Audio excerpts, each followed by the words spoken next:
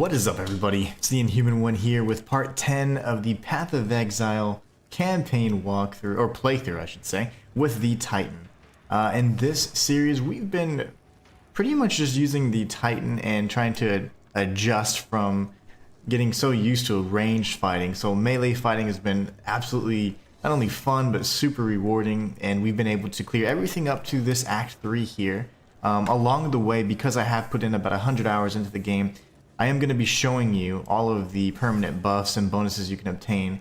So although I'm not going to necessarily call it a walkthrough, it certainly is in the sense that if you're watching, you're going to know how to get every single secret, every single unique encounter, and all that good stuff. So although this is my playthrough of the Titan, this is not my first playthrough of the campaign.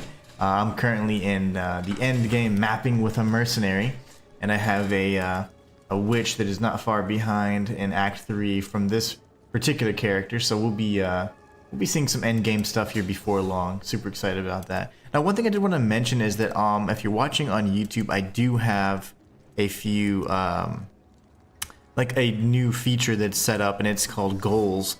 Unfortunately, it doesn't like carry over progress. So, for example, yesterday there were 2 super chats that were given, and 2 out of the 5 goal that we had, and I realized that the feature still needs a lot of work. So I added some additional context to make sure that yes, I will do a bonus stream if we hit the 5, but it's just odd because for whatever reason it doesn't show that 2 of those have already been completed. So it's almost like the goals can only be for each particular stream or session, which is kind of unfortunate. I'd like for it to be able to carry over, but in either case, that's why we have the additional context there. So because we do want to acknowledge the 2 super chats we got. So thank you so much, Shayla. But anyways, we're going to be kicking some butt today in the apex of Filth. This is a really interesting area. It makes me really itchy. First and foremost, what we want to do is kind of look at the progression of this particular part of the ziggurat. And you're going to notice that it's kind of overrun with mushrooms. So there's a story behind that, and there's somebody that kind of encouraged them to feed off of the mushrooms. And of course, we know that some mushrooms make you kind of silly. So that was the kind that they were eating. Additionally, there will be enemies that drop mushrooms that we can use to place in a cauldron that you saw on the thumbnail. Those mushrooms can be then given to the friendly NPC character, then we'll be able to get some rewards. So I'm going to show you how to do that as well. But without further ado, let's get started. This place, death alone was the king of all that we surveyed. Solemn his high and lonely throne. We had little and were starving, but this man-made mountain offered us nourishment. Eating the caps and stems brought us grand visions of a thriving world. It was a promise of things to be.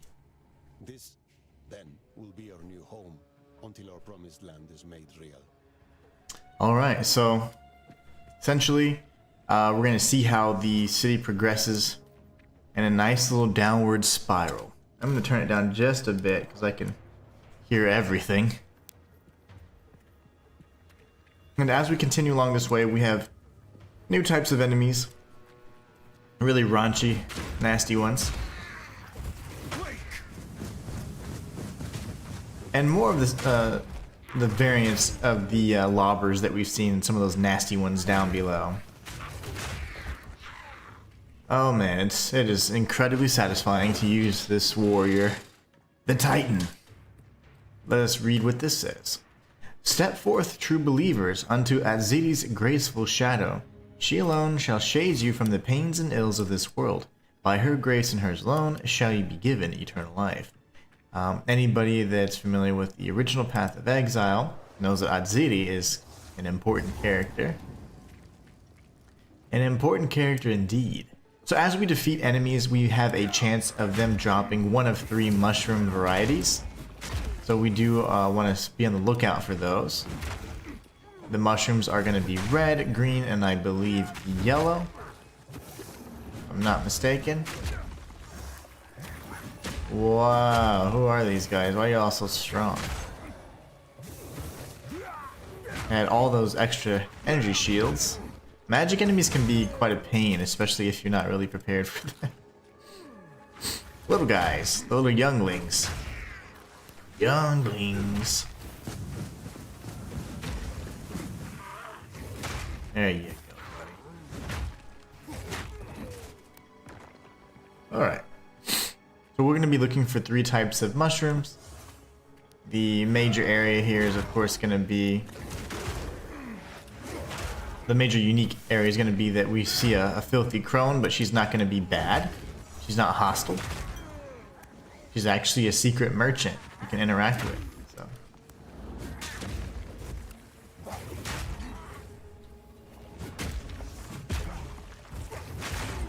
Ooh. Filthy lava. Oh gosh. Very nice.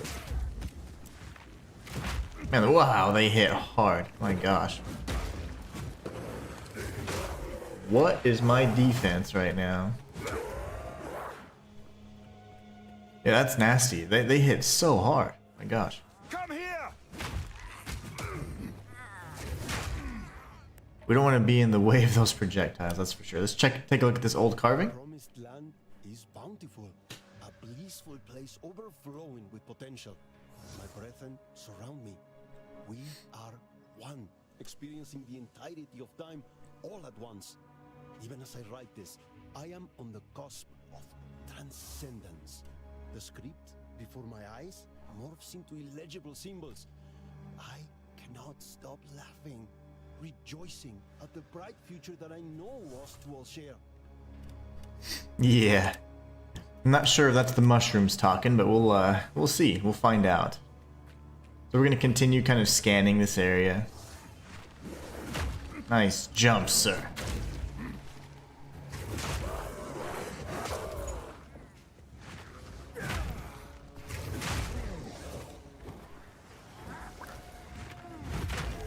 To be very mindful, because it seems like this type of damage is just eating through our defenses, so we're gonna go this way first. We'll end up exploring or clearing the entire zone like normal. Don't you do it, buddy. Whoa, okay, I was stuck there.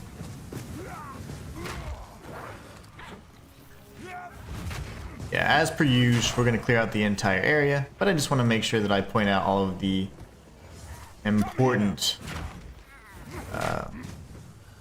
or unique encounters, points of interest, everything like that along the way.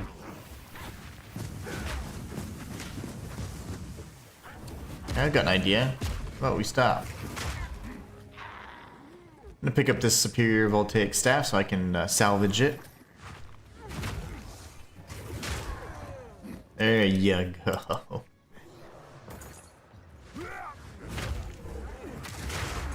That's more like it. So we've got the green mushroom right over there. Remember, if you die, these are quest-related items, right? So, but it's denoted by that green color, of course. So we got a green mushroom. This mushroom is different. There's going to be a blue mushroom and a red mushroom as well. So we'll be collecting all 3. We do need all 3 so that we can actually complete the side quest, or and be able to interact with the merchant. And we get the reward, of course, which is the good stuff.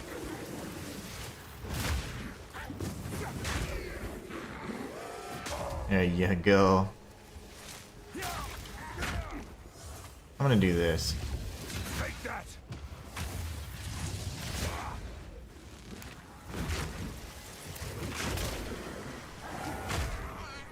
This dude just doesn't want to die. I'll pick up that regal shard though, buddy. And we're gonna keep going this way. It's unlikely that she'll be in this area. It's mostly gonna be the northeast side of the map, but I do want to scan everything anyways because we're going to be exploring all the different areas, and we do need to defeat enemies so we can ensure we get the drops, those mushroom drops.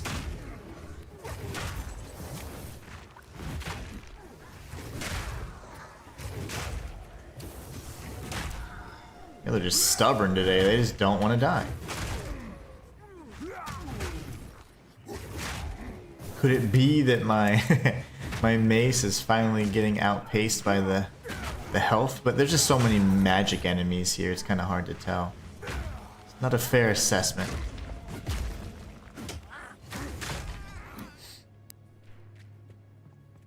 Alright, good stuff. So we have obtained the green mushroom, looking for, I believe, the red and yellow next. There are a total of 3 mushrooms, and they're random drops from any of these little inbred bastards.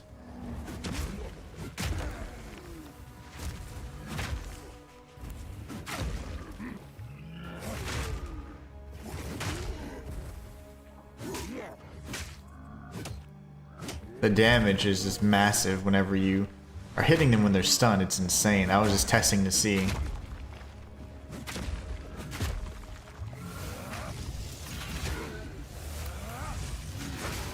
I was gonna say, he probably won't survive this. Very nice. Is it you, Mr. Foul Sage?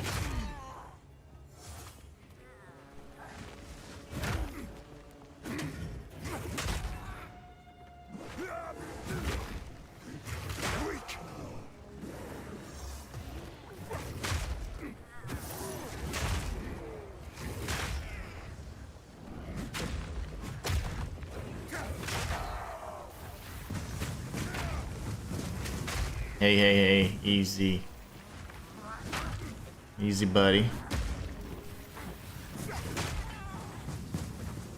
It's this damn cultivator that can be a real problem. Gotta watch your toes.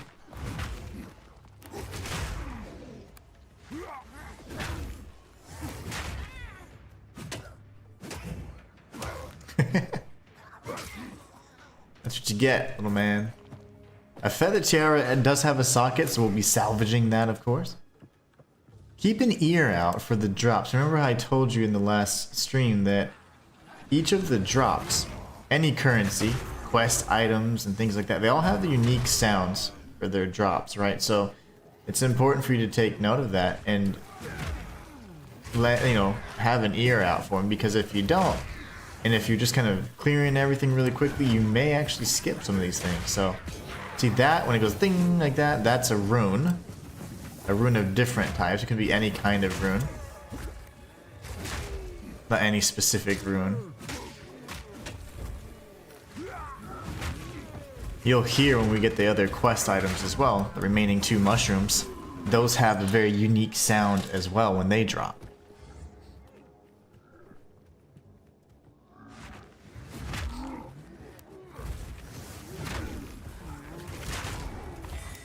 Red mushroom here, it's like a chime. That was the red mushroom there. So all that remains should be the blue mushroom, which we just got right there. So we have the chime sound letting us, indicating that we got a quest item, and we got all the 3 mushrooms. So I'll show you what it looks like in our inventory as soon as I have a respite, a moment of respite. Alright, everybody just calm down. That means you too, Foul Sage. Alright, we're gonna take a safe distance, and then here we have the green mushroom, the red mushroom, and the blue mushroom. The blue mushroom is actually a little larger. It takes 3 slots or 3 tiles in the inventory. Kind of interesting. You should hear the mercenary's lines when he picks up the mushrooms. It's pretty funny. Now the warrior's not nearly as... didn't have quite the sense of humor as the mercenary, but I do love the mercenary.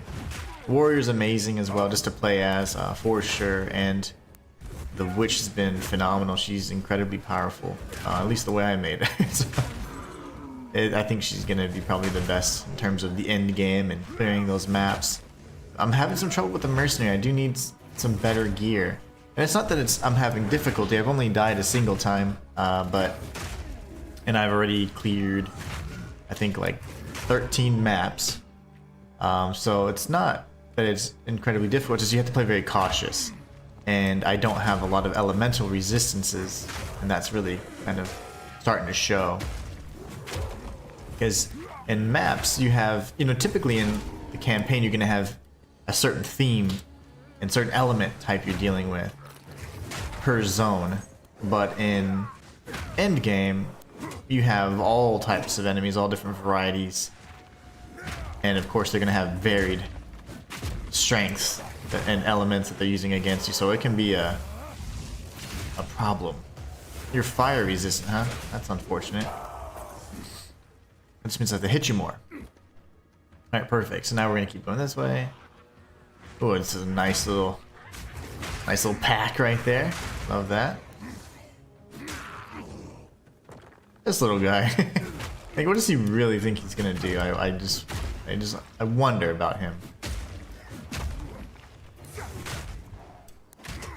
You guys have lots of energy shield. Many of these enemies are magic, and they have energy shield on top of energy shield. So that's makes them a little tanky. Loose rubble. Is this my unique? My unique of the day?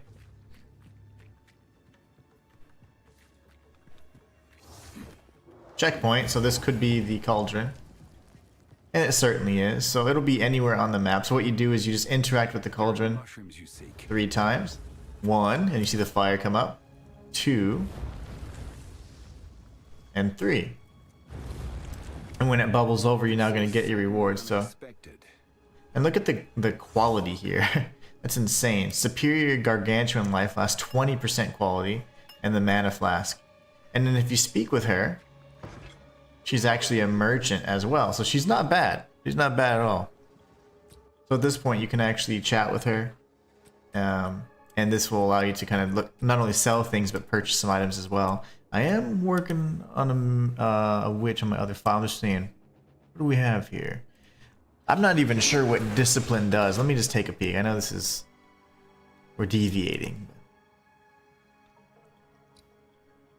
Emits an aura that grants allies additional total energy shield. Oh, okay.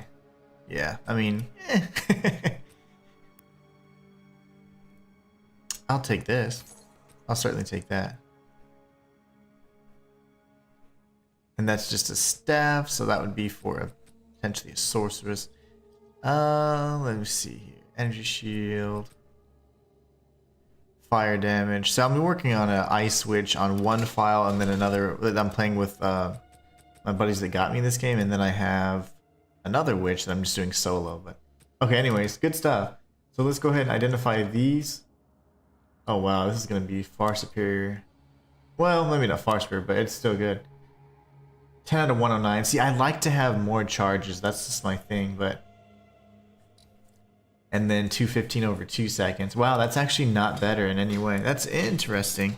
So a lot of these, you know, you're gonna see that they may not have you know, be superior to the ones you have or ones you may have found already. But in either case, that is the Cauldron Keeper, and that's how you interact with her. So that now we've done that little side quest, we can pretty much, if you wanted to, you could just go straight to the boss, but we're going to continue searching, checking out the lore, seeing what happened, seeing the continual descent to madness. Facilitated by these mushrooms, of course.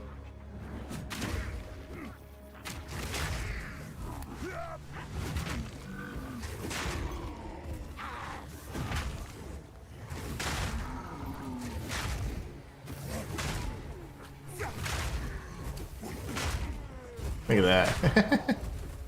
Just one-shotting everything? That's amazing. If they don't have all these powerful shields, they're not so bad. See, I like to have at least 10 charges, and that's what I don't like having less than, like, 8.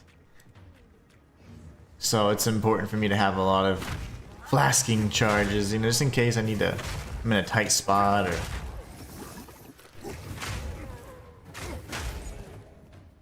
And that might be excessive, but I like 10. For a long time I was running with 12. Not on this particular character, but...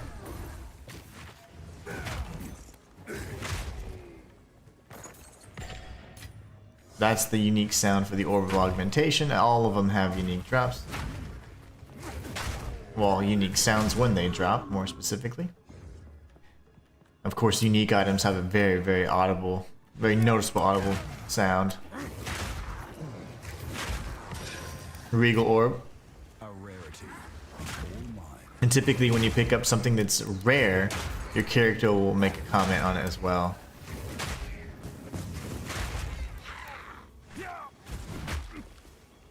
I'm about sick of these foul sages.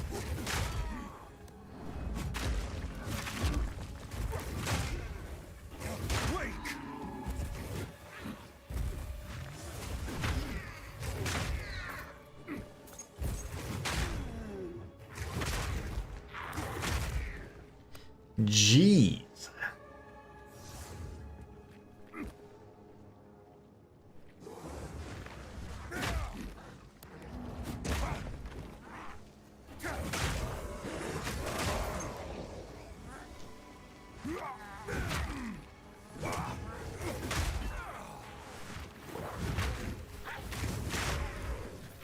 Very nice.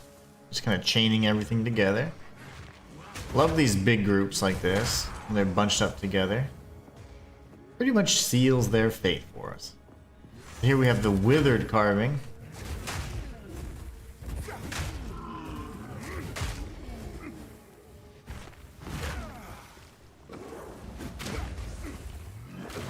Oh my, I almost died there.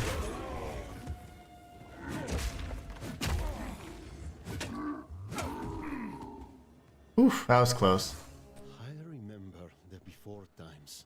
We bowed before a city who bowed before no one. But Mother is the one true queen. She is the one who brings solace. She is the one who grows gifts for us. We must keep heeding them, for they bring pure delight.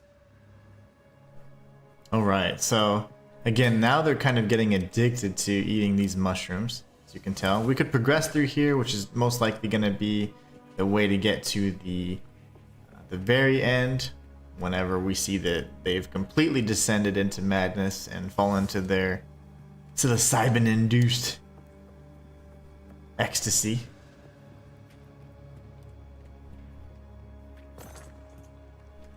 Lovely. Okay, good.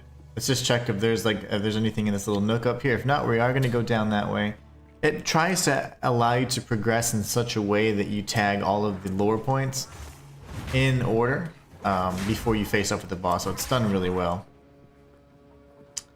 I believe that is just about everything. So we're going to go towards the lore that we just found. Let's see, bridge. Lovely. And then we'll be doing from here is searching for the very last little, I don't know if you call it epitaph or whatever it is. Carving.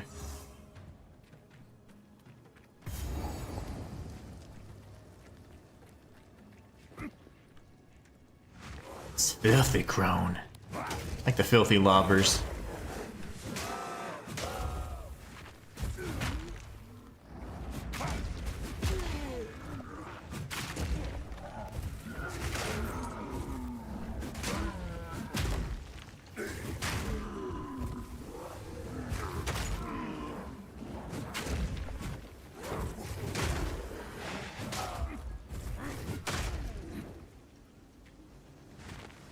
Foul Sage. You just don't know when to stop, do you? I don't believe there'll be anything over here, but we can certainly check. Ooh, they've got a whole little path. I stand corrected. I love that. More level to explore. More chance at good loot.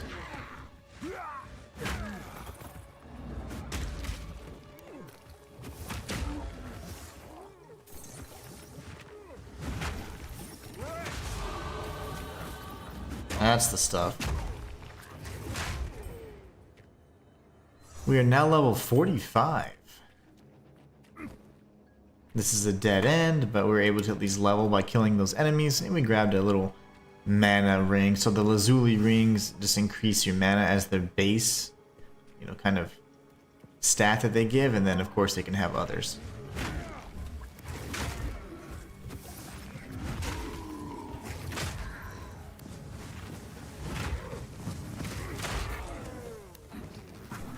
Let me at her. Yeah, there you go.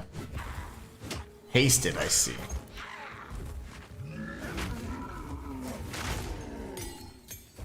That's the sound for the skill gems.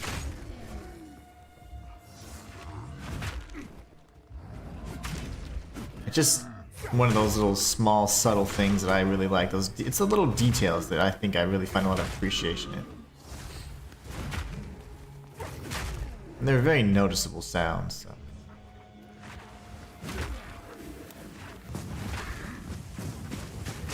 Haha.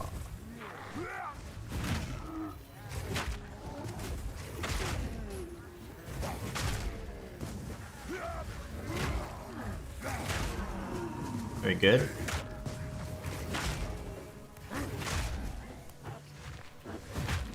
This little mama just doesn't want to die.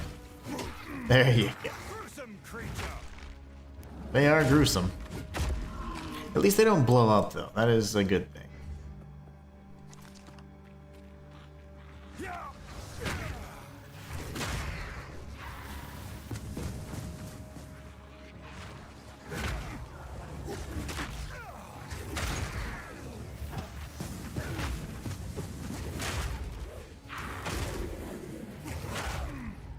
One at a time. There's taking turns. Okay, so now we're over here. Another cache. We'll be coming up on the last checkpoint here, and that'll be the one leading before the boss. And right before the boss arena, we're gonna find a another carving, the last of the carvings, actually. Oh my! This is like the worst possible option for me. There you go.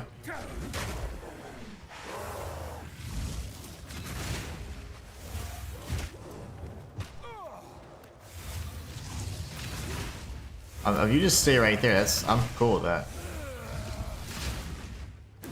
that. We're so slow. Oh my goodness. That's my first rare Viper cap. I've always wanted to wear a Viper cap because it's got the snake on it.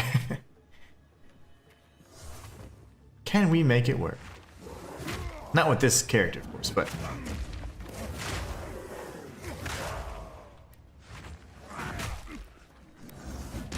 Does it have the stats to be viable? Another Viper cap. Scrub edition, though. Now they're throwing all the rares at me.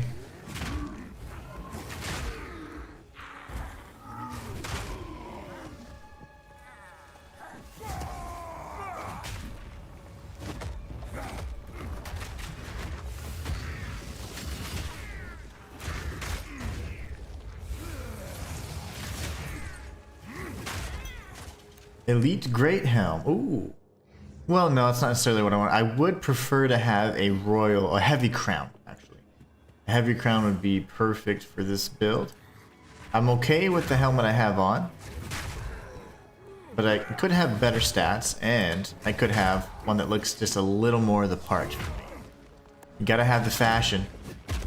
I say this every time. You look good, feel good, play good.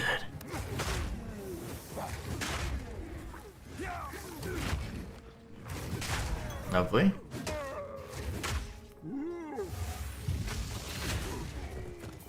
A withered wand. Very nice. Go here. There you go. Energy shield. Love these guys.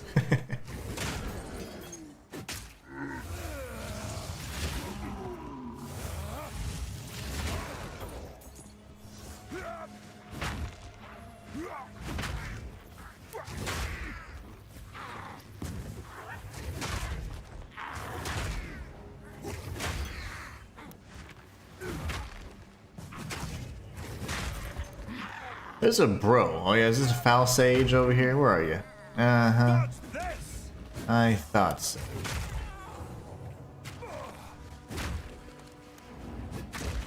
Oh my goodness. And I was just thinking, what if I die? What if I die right here? Wouldn't that be a shame?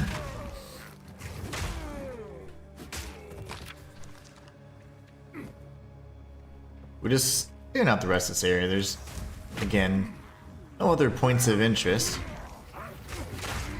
Just the potential for some loot. I'll grab that. I don't have any good jewels. Jewels that, at least for my mercenary. Now, there's several that kind of synergize with the totems. And even heralded attacks, I believe, with this particular build. It would actually be pretty nice. So something to consider at the very least. Nope, nope, nope. I don't want to get in front of you when you're doing all that. Thank you.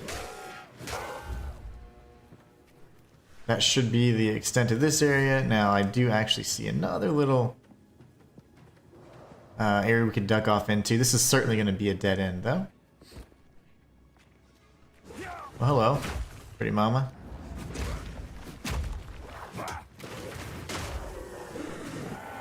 I swear, if I die, it's going to be because of one of those. That physical damage is just nuts. I don't know what it classifies as. I believe it's physical, but it could potentially be something else. But man, that's nasty damage. Eats up my entire health bar. Alright, so now we're going to end up coming back this way, circling around. And we'll go this way so we can grab that little sliver so I can actually sleep at night. Gonna drive me nuts.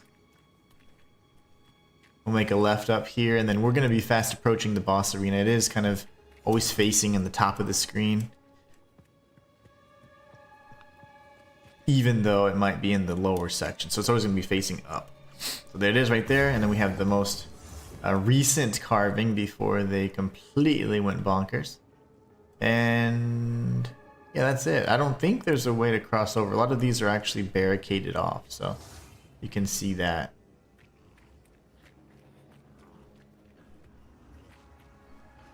And you would just have to go from the waypoint, the beginning waypoint, to get the rest of these enemies, but we might come back and take them out. Yeah, these are all blocked off for now. Let's go read the recent carving and see what happened to these poor people. And we're going to be looking at one of the nastiest encounters in this game. I remember I saw it and I was like, wow, I can't even believe they just showed that. Let's have a listen. His love, mother, his life. Feasting brings visions, eternal life. Queen reigns still ours, and theirs under sky of blood.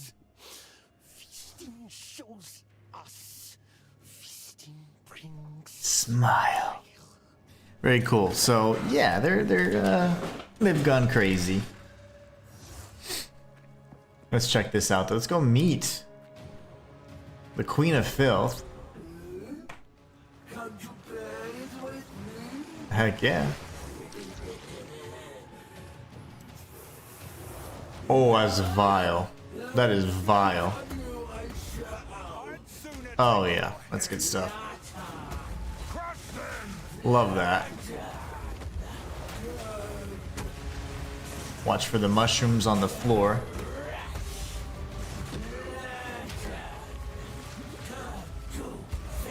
She's nasty. Very strong.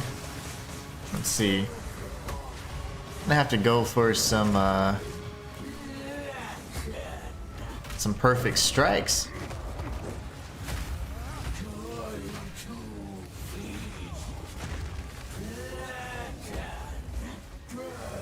Really, lady?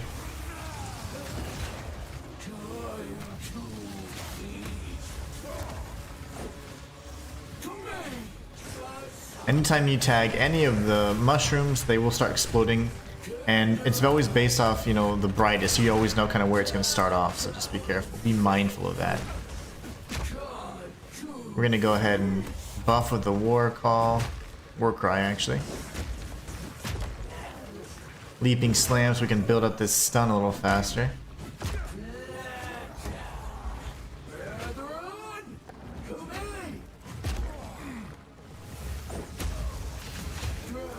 There you go. We need that. We need that as well.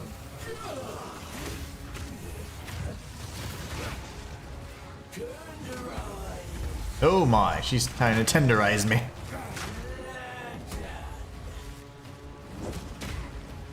Her stun meter is, of course, going to be much more difficult to build up this go around.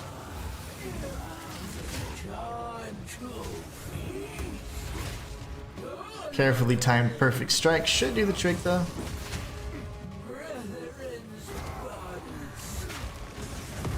Oh my, that was a big slam.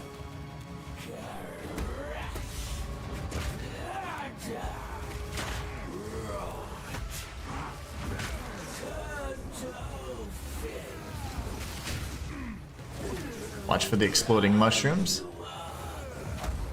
That was a nasty slam that I just ate.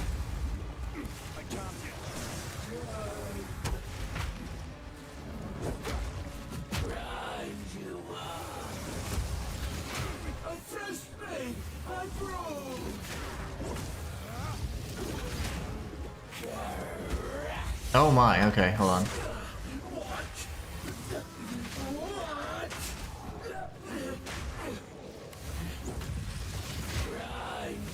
And mine's bigger. He's dead. First try. One fight I won't tell tales of. Yeah, that was pretty nasty. We get the temple door idol. This is going to allow us to actually enter the one of the temples of Kazuli, I think. This looks like exactly what I need. Indeed it does. Alright, so now what we can do is, for the sake of completion, we can warp over to the waypoint area and we're going to turn right and kill all these enemies for extra XP and all that good stuff.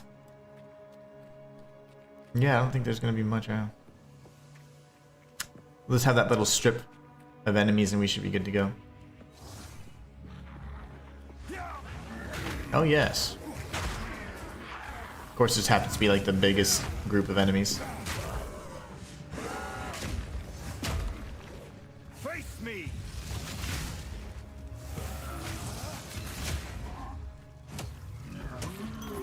Very good. Very good. There's like 100 enemies in that little pack. That was nice.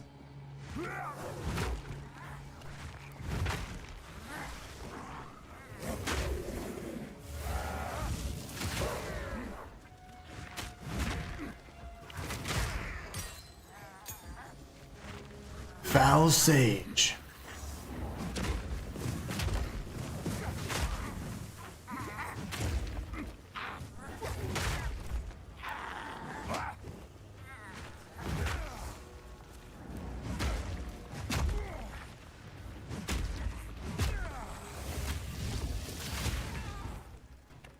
That's that, and then we'll go up here, and that should be the last little sliver, and we're done.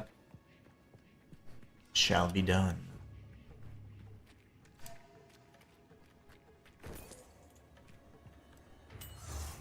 Prismatic rings aren't bad at all. They give you a small amount of resistance across all elements, so not a bad thing if you're struggling with resistances. I think we're okay in this particular build, but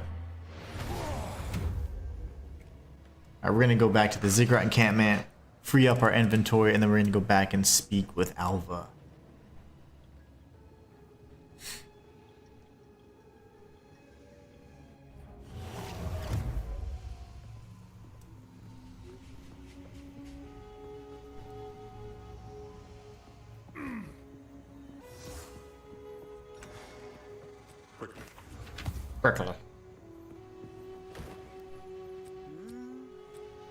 Oh my goodness.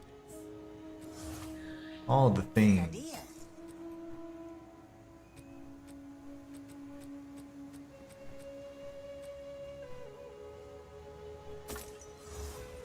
Keep your eyes shut. Salvage a handful of these things.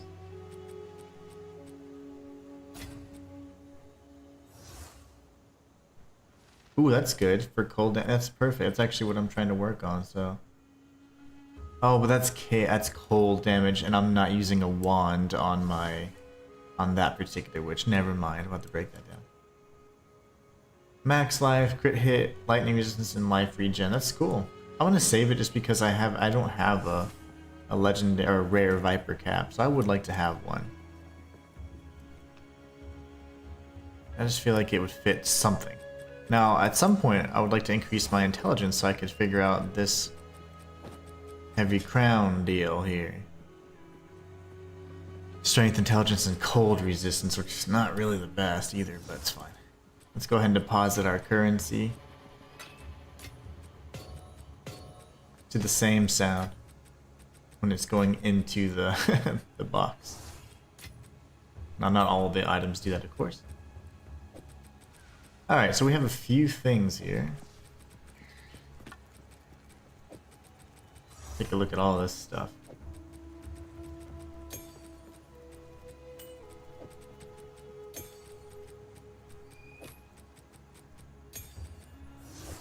It's my quest item. We got all these little things. We can take a look at them and see. When it comes to the rings, I have plenty, but let's see here. +9, +9. Yeah, so it's +9 all the way across. Nothing special about this one then. Now, the pearl rings are pretty decent. Let's see, this one has casting speed, increased cold damage, evasion, lightning, physical attack. What am I wearing right now? Fizz damage, lightning, and okay, alright. +11 to strength. Interesting, okay. Well, I like it, but I don't know if it optimizes this build the most.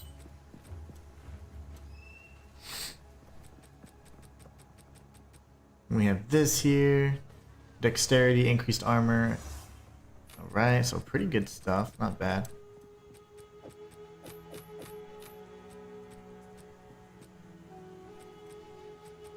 I'm gonna have to upgrade this stash, it's huge.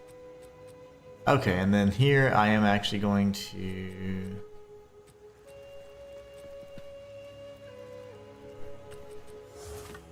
I might use that for another build, who knows.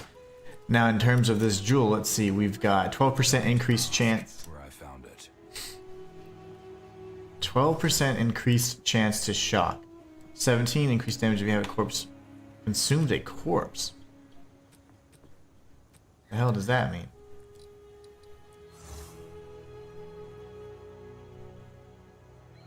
Oh, that'd be good for the witch, but I'm not using lightning, so that's interesting. Okay. So now, oh, that's Kopek. Okay, so we'll need to go there, and eventually, as we progress even further, there's going to be 2 cities that we reach. These cities are going to have golden like treasures that we can actually turn in. 3 of each. One is going to be like, you know, glorious and golden and whatever, on great or grand, and that's like the G's. And there's going to be one that's E's, like it's like exquisite and whatever else, and elegant and whatever. So there's 3 of each of the golden like treasures that you can return. Let's see here. Overwhelming presence. Do I not already have that?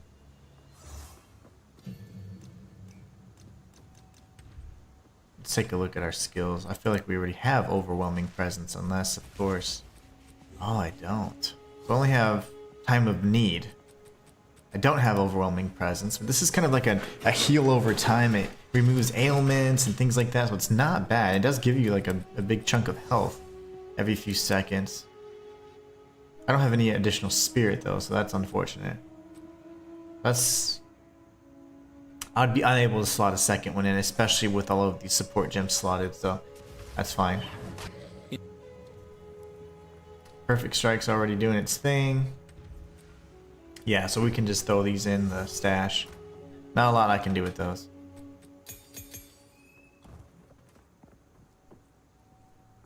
Alright, so before we drop in here, we're going to go ahead and apply the rest of our 2 passives, and remember, we still have 2 ascendancy points we've yet to use and allocate, so we'll consider what to do with those at some point. Alright, what was I working on? I think my war cry. Ah, yes.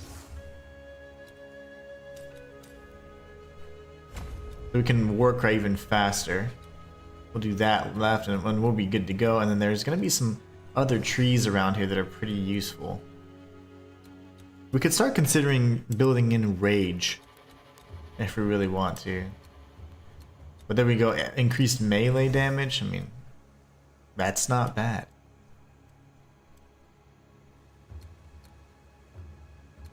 See, I don't know if I want more stun though, because I'm already stunning so much that sometimes it's the threshold's a little too high. And they go straight to heavy stun. We don't want that. We want them to be primed for stun so we can use the Bone Shatter. Our whole build is kind of based around that. So here in this Temple of Kopek, pretty interesting area. Essentially, you're going to see that this room is shaped. Oh wait, what just happened?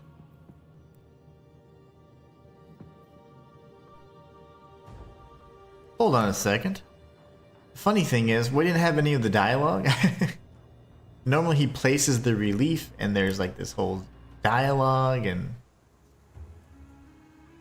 the Merc is just so different, I suppose. Yeah, Alva's like, whatever, man. You didn't want to talk to me, that's fine. So what we're gonna do is we're gonna tag the waypoint here. Actually, there's no waypoint. I'm thinking, because I just remembered we have the Molten Vault. Let's get through this one area at least. Alright, so this particular like temple is shaped a certain way, so you can kind of get an idea of how to navigate it. I'll show you how it works. If you approach this like man-made sun here, you will take fire damage. So these rooms are shaped like triangles, these giant temples. So, and I'm going to scan everything so you guys can see it. And of course, because we're clearing everything, but I just want you to know that ahead of time. That way, if you're trying, if you're lost trying to navigate your way through, you don't have to struggle. Now, the Priest of the Sun can do like this crazy, like, special beam cannon that lasts like a good 5 seconds. And it's devastating, so you want to definitely prevent them from doing it at all costs.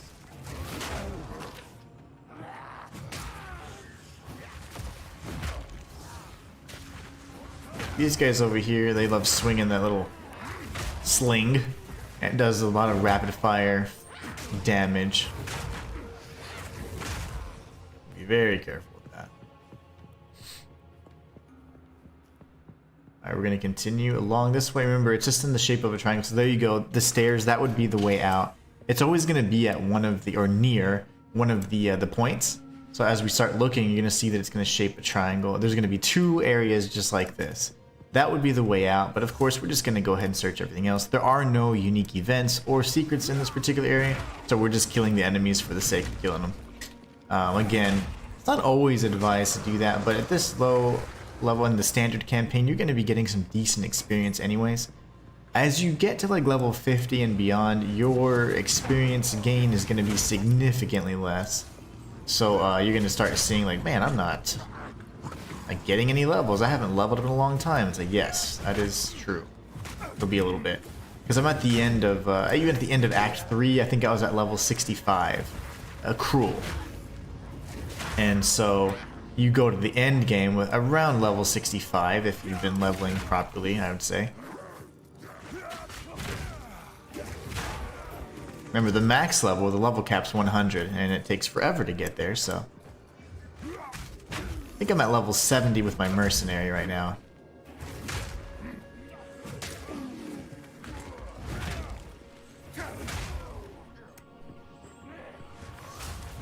Don't like these guards. The ones with the slings are the worst. They can deal so much fire damage in such a short period of time. Very nice.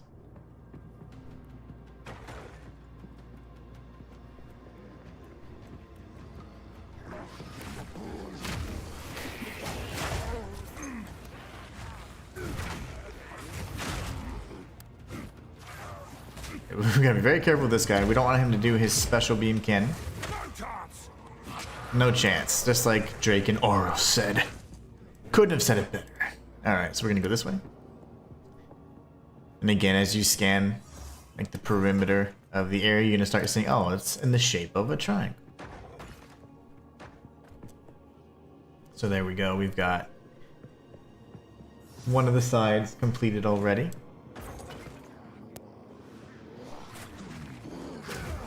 Oh gosh.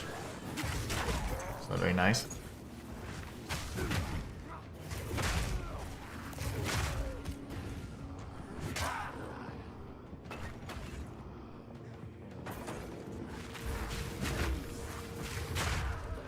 Very nice indeed. As we approach the sun, remember you're going to be taking that damage over time just because we're in proximity to the damn synthetic sun. Very good. Orb of augmentation for our troubles. I'll take it. Gotta watch these blood right guards. These guys are terrible. That one in particular. Tough area. I need to take a look at my defenses because I don't think my resistances are as high as they should be. I'm taking tons of damage from fire, and it seems like from physical too. I'm not entirely sure. Something's hurting.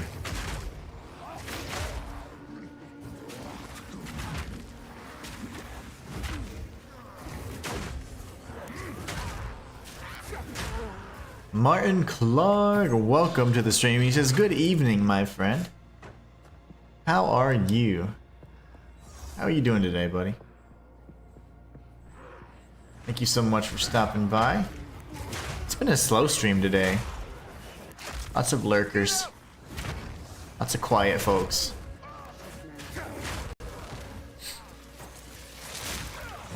Ow. Ow. Okay. Again, we're just kind of scanning the rest of this area. We're going to finish up that little triangle shape here. Jump past, get behind them. Nice, that's what we want to do. Same thing with these guys. And chain that together, very good. Martin says, I'm doing good, mate, thanks. How you doing? I'm doing fantastic. I'm getting to play Path of Exile too for fun.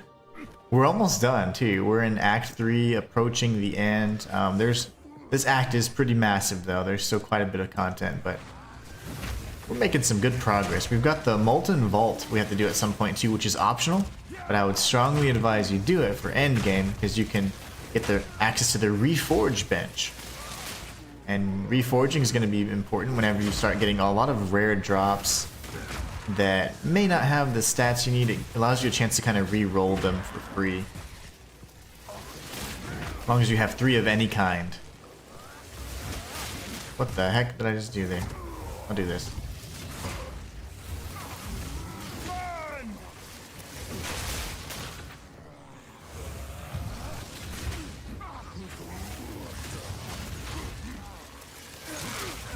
Okay, I'll say, really, bro? I've just come back from a meal bloated. That's funny. What kind of meal? Was it a big old meal? Like a burger or something? American style burger. That'll do the trick.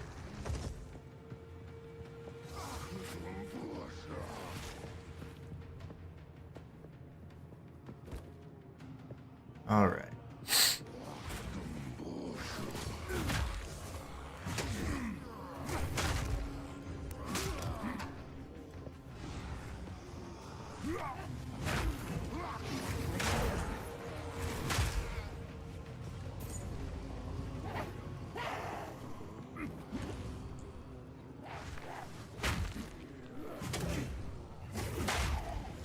Very good. Okay, so now we've come full circle, right? Now you can see that we've explored the extent of this area. So now all we need to do is kind of snake our way back around here. These guys, man, they have all the shields. You're not dead yet? Hey. Oh, dang, you had a mixed grill, steak, salmon, oh, steak gammon. Chicken, chips, onion rings, sausages, eggs, and peas. What? You are not lying when you said y'all kind of just throw anything together. That's a lot of different things. So let me think here. Steak. I'm not sure what gammon is. What is gammon? Chicken. So I'm down with steak, down with chicken. Fries, okay. Usually I wouldn't have like meat, like say if I'm grilling. I wouldn't have fries. We'd have maybe like, I don't even know. We wouldn't really have, we usually have fries with burgers. Like if we have like fast food, like hamburger, cheeseburger, and then you have french fries. I'm trying to think what else we have french fries with mostly. That's interesting. And then we've got onion rings. Down with that. Sausages, depending on the type, absolutely. Egg and peas. That's a lot of food, Martin. And y'all really do mix anything together. You just... Gammon's a leg of pork. Oh, okay. Gammondorf. I see. Cav says, what's up, Inhuman? Finally get to watch some PoE2 gameplay. Nice. We're in Act 3, and just so you know, I have put in about 100 hours into PoE2, and I'm quite knowledgeable on it now. I know where all the permanent buffs are in Acts 1 through 3 on both difficulties. I'm experiencing the end game now on one of my characters, the Mercenary, which was the first character I created. And the mapping is complex for sure. I'm probably going to put some guides together because if you're new to this series or new to this genre, it's so overwhelming. And then everybody that's been doing content has been covering PoE for like 10 years. So they're talking to a really veteran crowd and they're not really regarding the new crowd that'd be coming in, like new like myself. Fortunately, I just learn things really quickly, especially if I'm excited about it. So I just figured it out myself, and then I'm the guy that creates guides. So I would like to make some guides for you guys on things like mapping and endgame, because it is quite complex. But all in all, very, very good experience. Really happy with this game, and I cannot wait for actual full launch. But the EA Early Access has been amazing. I have a Mercenary in endgame. I have this stream character that I've been using. It's a warrior. It's a Titan subclass. And then I have a witch that I'm working on right now that's probably going to be the most powerful character so far. And then I have just another little character I played just with my... we're just doing a campaign run with my buddies that got me this game, so pretty fun. Gammon is a leg of pork. That is interesting. I have never heard of that term. That's so interesting. You see, learning things every day. But yeah, I've learned a lot about this game, and I can't wait to kind of... Well, I've been showcasing and sharing that knowledge with you guys, and in this playthrough as a Titan, I'm making sure that I'm indicating where all the buffs are, all the secrets, and kind of the strategies to get certain things, defeat certain bosses. Now, the melee portion of it is newer to me because fighting at this range is very, very different, but we've been able to kind of mow through most of the characters and make all the adjustments to just kick the ass of this game. Act 2 was, I'd say, the most challenging in terms of the bosses and us not respecing, but just kind of refining our build. I'm going to show you guys what this is in just a moment. Martin says, yeah, it was delicious. My wife had 11 ounces of rump steak and chips. She has been at work while I've been off on holiday, so I treated her to a meal. Nice. That's great, man. See, you got to do that kind of stuff. Okay, so what this is, I don't want to get too close, but we're going to have some Priests of the Sun around here. That's fantastic. You'll see that I'm getting jacked up, but my heal should fix it up. Priest of the Sun is just the enemy type. You see it's a rare enemy type, of course. And then it says Essence of the Infinite. When you see these essences, they're like little challenges, so you just click on them 3 times.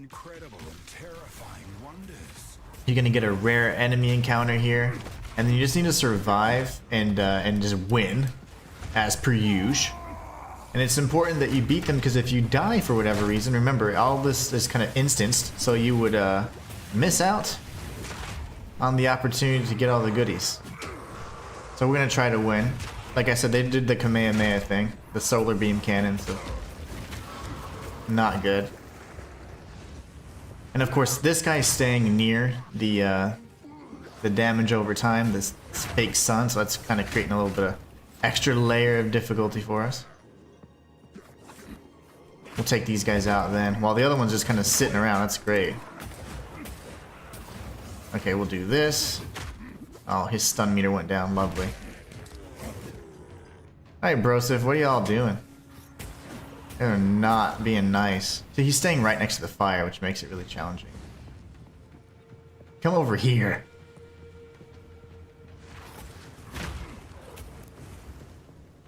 Got 1 heal left. That's fantastic. I'm gonna kill this guy real quick.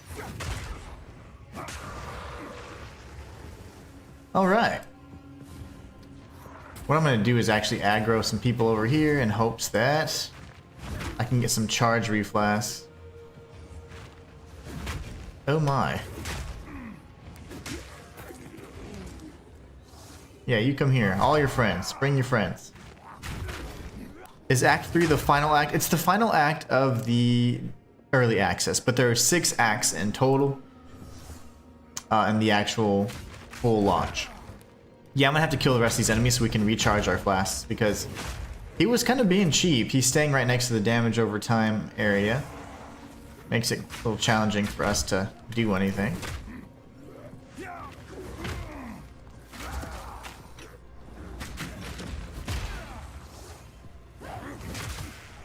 Was the worst combo I could have done there, but it's fine.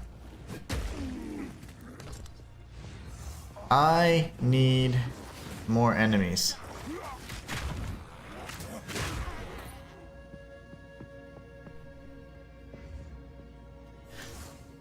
Martin says I'm trying to hurry in Platinum Horizon Zero Dawn so I can play this. Yeah, there's the staircase. That's going to be the way out to the next area.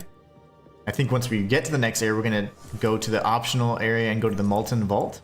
And we will end up taking on that optional boss. One of the best bosses in the game. It's definitely a DPS check. So like if you're not dealing the deeps, you're going to be in trouble. But Act 3 is the final act of early access. There will be an additional 3 acts at launch. He was trying to do a special beam cannon. I don't like that.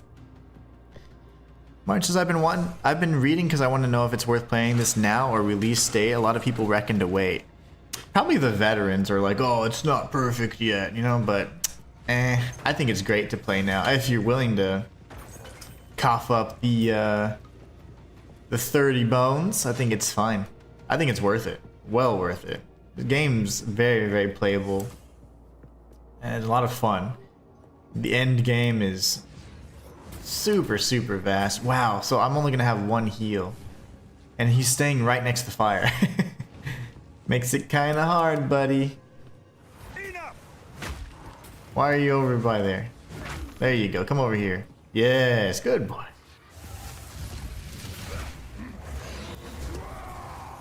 Oh my gosh. He's doing the cannon thing. Not good. Nope. Nope.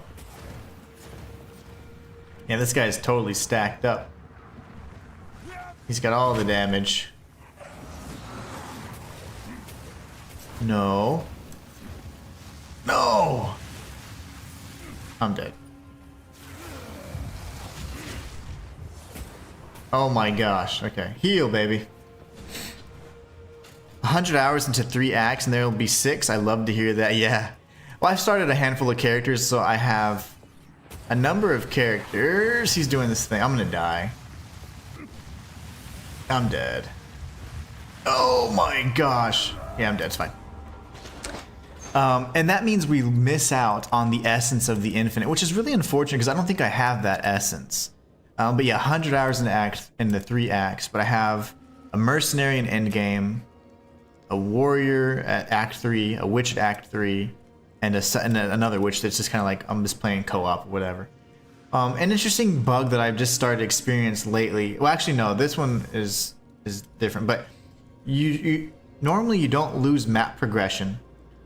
What happens is once the enemy, if you die though, it re-instances. But if you didn't die and you just go, you say you portal back to town and come back, you should still have your map progress. But this last 2 or 3 days, I've been noticing that I've been losing map progress, which is really odd. But in either case, no big deal. I don't have access to my stash, so I'm not going to be able to determine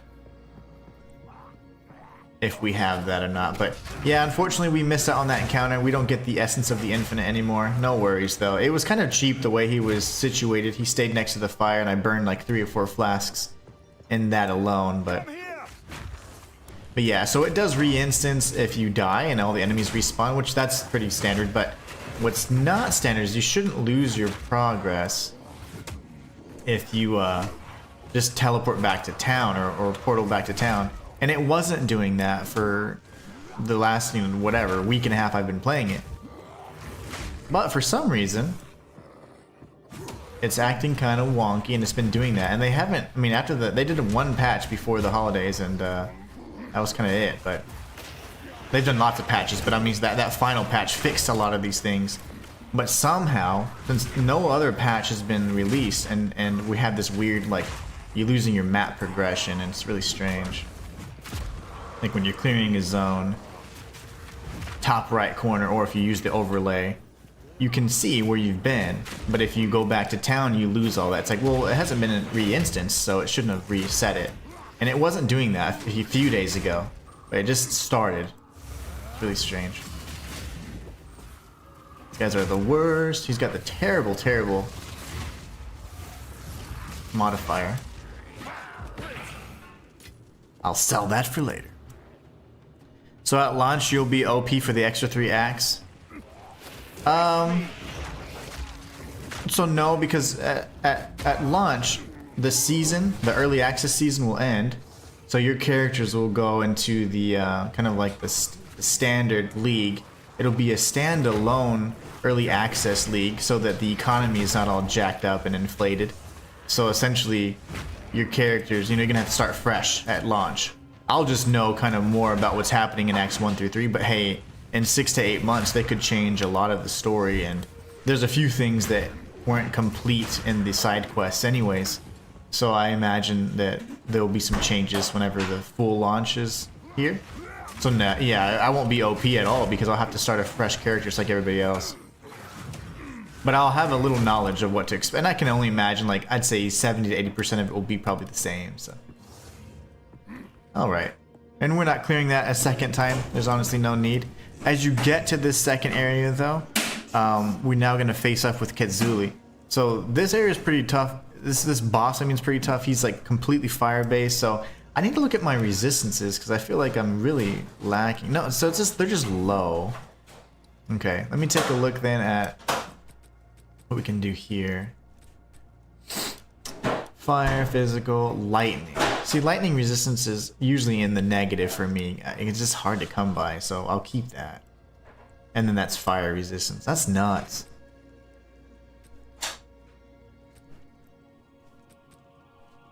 That is nuts. Okay. In either case, we can move forward. This boss shouldn't be too difficult, but he's going to be pure fire damage. A really fun boss fight, by the way. Once we defeat him, we must go back to the Molten Vault for the optional boss so we can get the Reforge bench. Again, it won't really benefit me because I've already done it on one character, and the Salvage bench and the Reforge bench are shared across the account. But it's just a fun boss, and I do want to showcase that boss. It's a really interesting fight. Martin says, oh man, I'm thinking of waiting then. I wouldn't want to spend too many hours and start fresh at launch. True. Well, for you in particular, because you're a trophy guy, and you can't get trophies in early access in this game, so for me, I don't care about trophies. And then honestly, the nature of the game is to restart every season, so every 3 to 4 months, you're going to be restarting a new character, exploring the new game mechanic. So it's kind of one of those things that you just get used to. I'm not used to that yet. I haven't experienced that whole, like, oh, my whole, you know, progress is wiped and my character's no longer in the main league. It's now in like an eternal type league. So really interesting, but whatever. I'll adapt. Okay, we are at the altar of the sun. We got this fool over here. This is Ketsuli. And he does a lot of AoE blasts and fire stuff, so.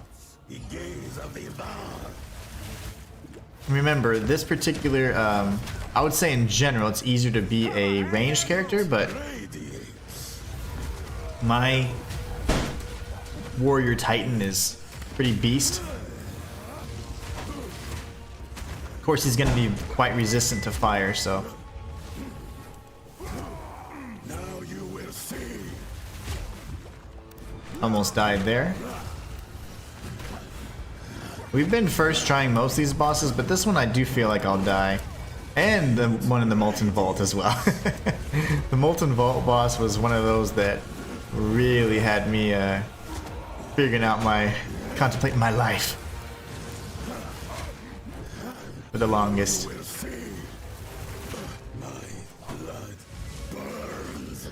Big damage.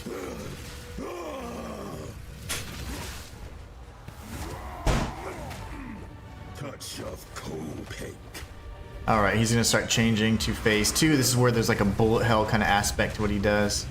This guy surprisingly is easier to dodge than his little brethren. One of my favorite things about games like this though is that, similar to like Dead Cells, the enemies in the level, they always prepare you for the boss up ahead, and as you can see, a lot of these attacks are going to be very familiar. It's because nearly all of these attacks we've seen before from the enemies.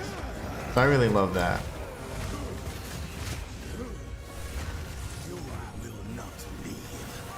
Oh, in Dead Cells they did the same kind of thing, same mechanic.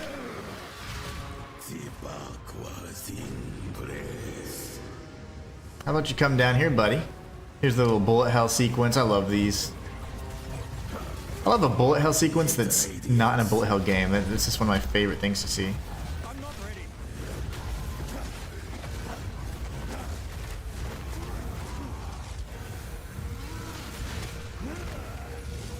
Take that! Witness. I call, and the sun. You just run. We can avoid this at a run pace. Usually! Oh my gosh. That thing is a black hole and it slowed me down. I didn't even see it. It impacts your movement and impairs your movement speed, and I did not even pay attention to that. But yeah, we died. Martin says, to be honest, mate, trophies or no trophies, this game is definitely on my list to play. I love these types of games. This is really, other than Diablo 3, the first time I played a game like this in a very long time, and I really enjoy it. This is going to be one that I feature regularly, so you can rest assured every season I'm going to be doing so. Also, I'm going to be revisiting or visiting the lore and featuring it on my main channel, just because I'm just that hooked on it right now. Cav says, I like when they bring it all together and test what you learned. Oh yeah, absolutely. They do that very well in this game. Remember, so as a melee character, we're at a little disadvantage, but it doesn't matter because our build is very powerful. Now, the only other negative is that we do have a fire-based warrior, so that's of course going to be something that he's not weak to. He's weak to ice,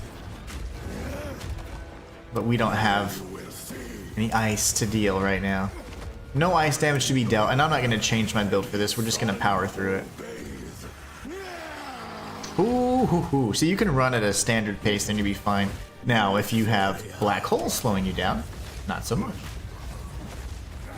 He's going to get exhausted after a few pops.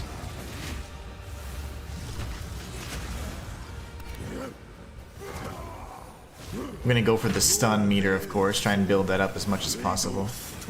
Roll away.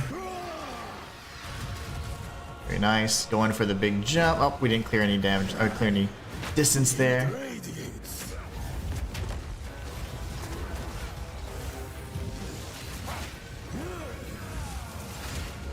Perfect strike is nasty. Oh my gosh, that was scary.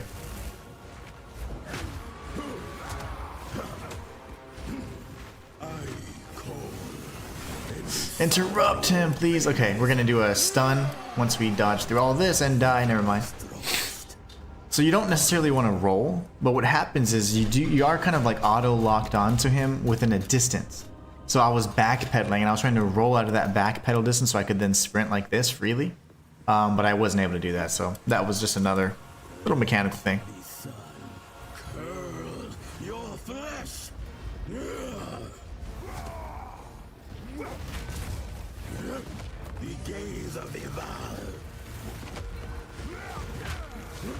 Taking some heavy damage in the beginning already.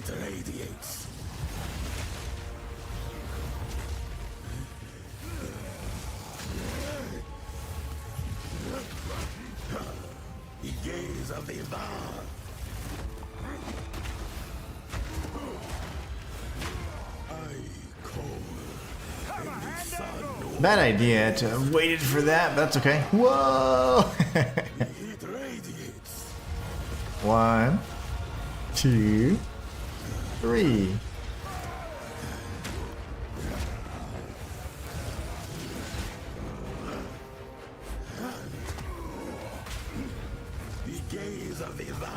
Watch that.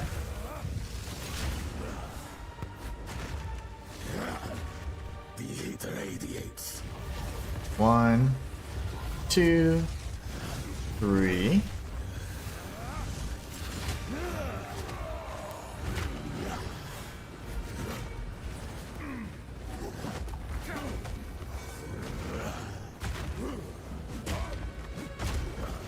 Funny thing is, oh no, not good. Good.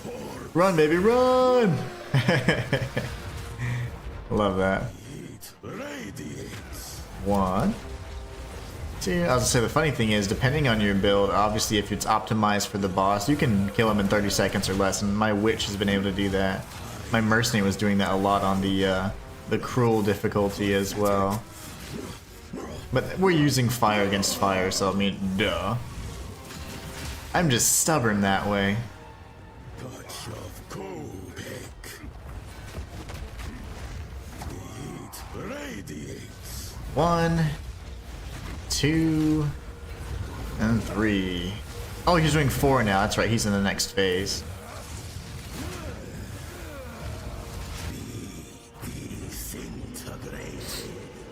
All right, bullet hell. Not so bad.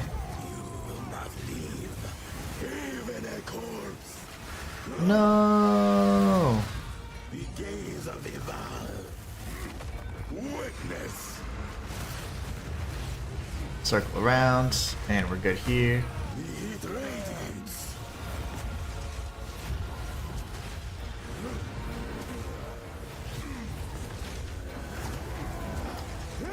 5 now. Look at him.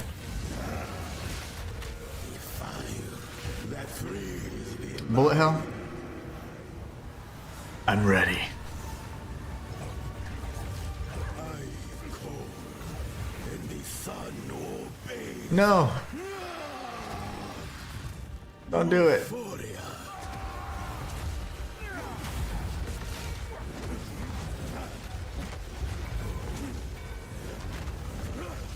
Why are you over there, buddy? That frees the mind. I'm not able to get a ton of consecutive hits, so I'm not able to build up my stun, but we're gonna go for something a little different over here. Oh, he changed direction. Look at that. What a smart boy. The gaze of the Val. I cold, and the sun Okay, obeys. that was dumb. Whoa!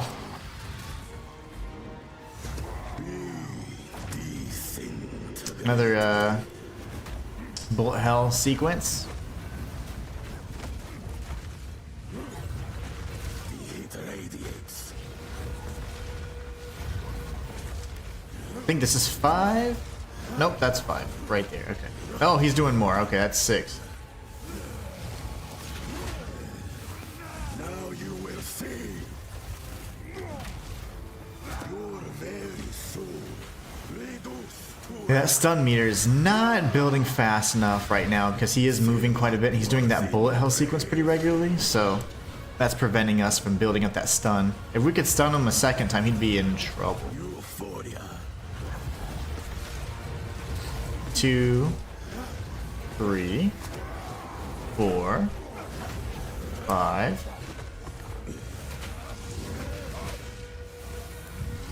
Witness. The gaze of the Val. The fire that He's doing the bullet hell again. And he's spamming like crazy. Normally this fight wouldn't last this long, but again, we are working against his strengths.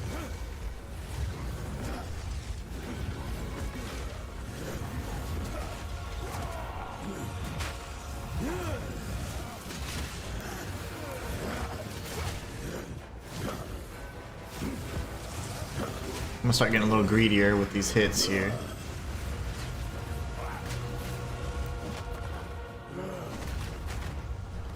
No, the black hole is super strong. That, whew.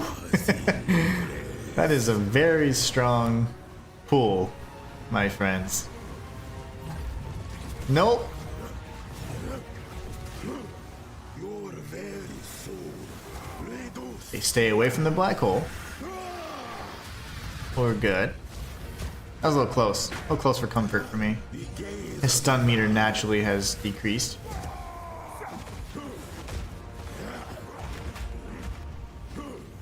Hey, you're right in between your black holes, bro. Not cool. Ow. That was a direct hit. No! The gaze of the Val. Witness. Oh, no, no. We're good. Just calm down. Your very soul I'm greedy. reduced to ash. No! Okay, I started slowing down at the end. That was really scary. Oh man, all the black holes are just making me kind of nervous. Ow. Radiates. Don't! 2, 3, 4. Ouch. And 6. Okay, can you slow down?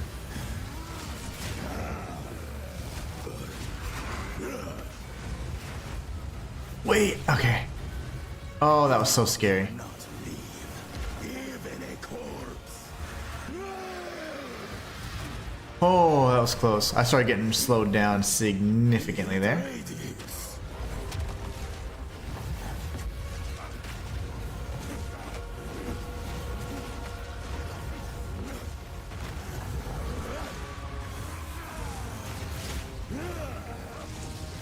Come on, stun meter. Keep going. Quit moving. Even a corpse. Ooh, that was close. Ah, there you go. His stun meter went down again. Is he spamming this kind of move here? Witness. Oh, that's great.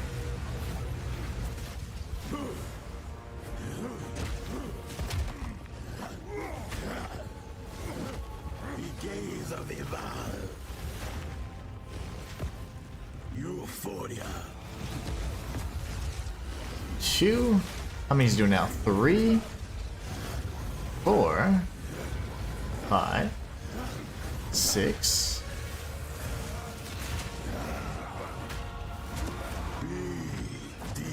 And he's doing the AoE again.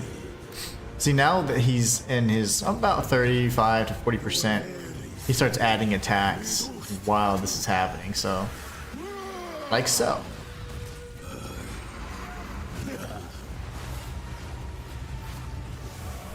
No, you will see.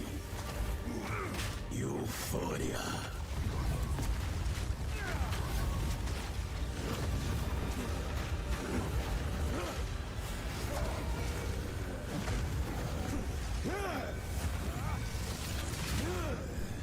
Big damage there, love that. Your very soul reduced to ash. Come on, Broseph. Ooh! Witness. The fire that He moved. in mine. Okay, we don't have a ton of heals left, and there are no mobs, so we can't regenerate flask charges, so we just can't suck. We can't suck. Why am I getting hit by everything?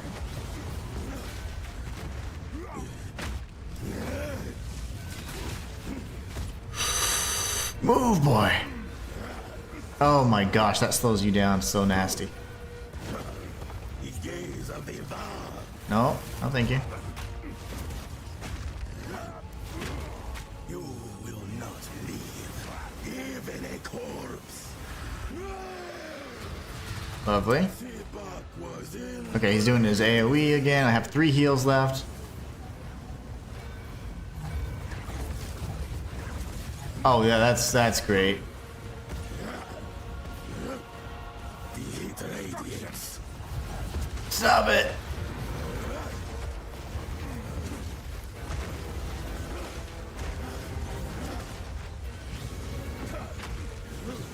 How many are you doing today? I missed up my opportunity there. Right back up. That was my bad. I messed up. The gaze of the Val. No. The heat radiates. 2 heals left. Not the best position to be in.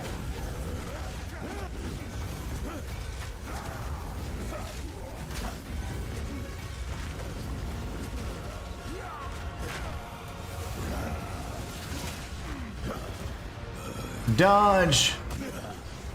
Oh my gosh. That was terrible. I almost died. The black hole slowed me down.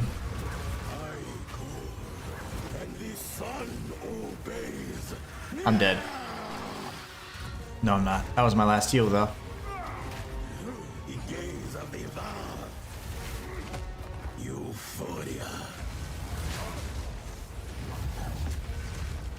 Oh, this is terrible.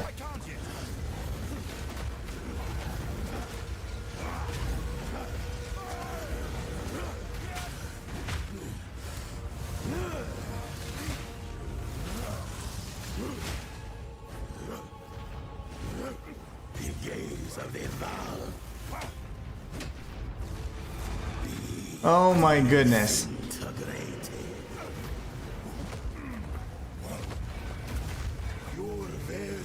You're dead. I'm dead.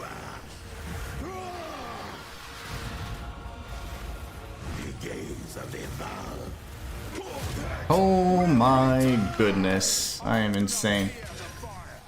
Ooh. That was crazy. Okay. Orb of Augmentation. The Regal In Orb. the right hands, this could forge something Hold on truly 1 second. exceptional.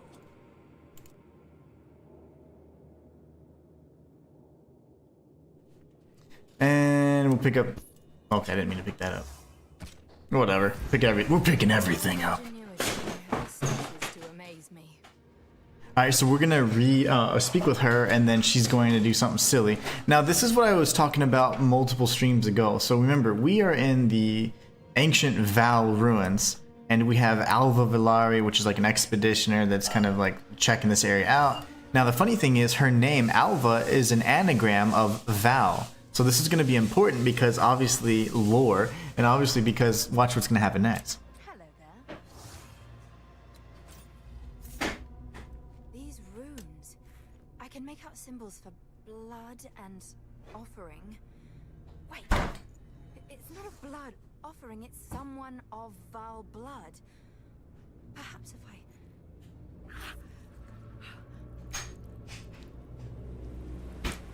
So since it activated, that means that she is somehow of Val descent. Truly something!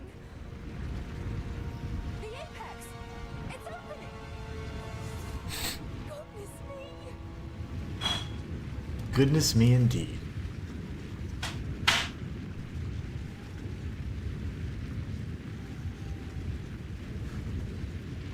Alright, so this just elevates us to the next level.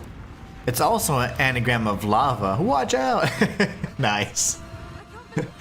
That's hilarious. Right on top of this device. Ooh, it is. So this is actually a time portal or whatever. It's a gateway through the past. Gateway. Oh, how incredible! So we're gonna speak with everybody. I think her dialogue's already good. Yeah, we've completed her dialogue. So we're gonna speak with Servi, Oswald, and the hooded one. And then we are gonna actually go back to the Molten Vault, though. Let's speak with them in clockwise fashion. A great darkness comes. You meddle with what has been, and who knows what will happen because of it. What is dead should stay dead. Close the gateway and leave it alone, I say. Actually, while you're here,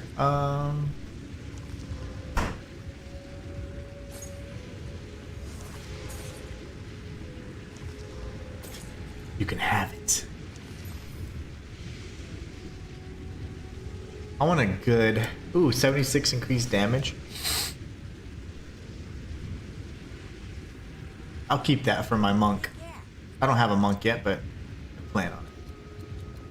Time travel. He asked some interesting questions. Time travel gives me a headache. I'm trying to understand. Val priests built a gateway to their future to escape the coming catastrophe.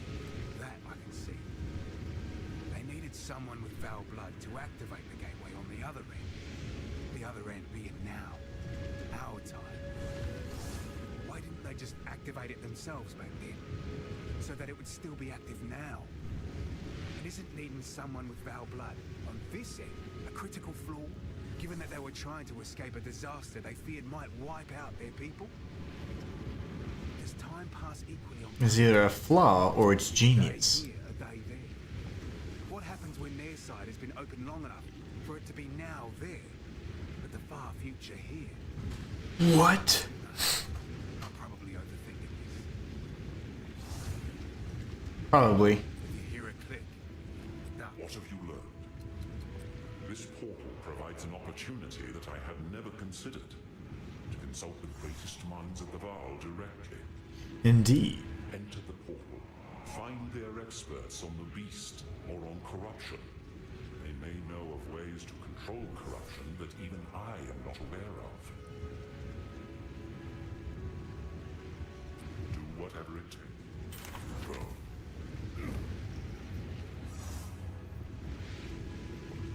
Still alive. Not what I'm trying to do. Okay, let's deposit our currency. Let's see. Bitter prismatic 7% and then 4 increased cold damage, 23 to lightning resistance. Wow, that's not terrible.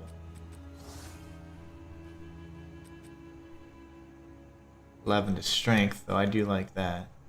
Max life, lightning resistance, 4 mana per kill. Okay. We can probably change this out, or one of our rings for another ring we have in the stash here.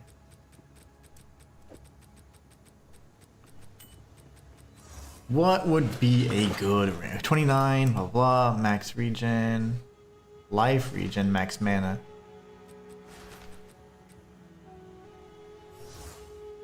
Intelligence and lightning and cold resistance. That's got good resistance all the way around. I like that.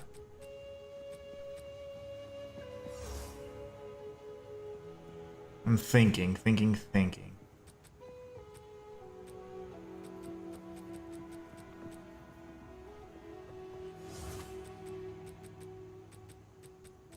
I'll have to determine what to do later with that. I'm not entirely sure.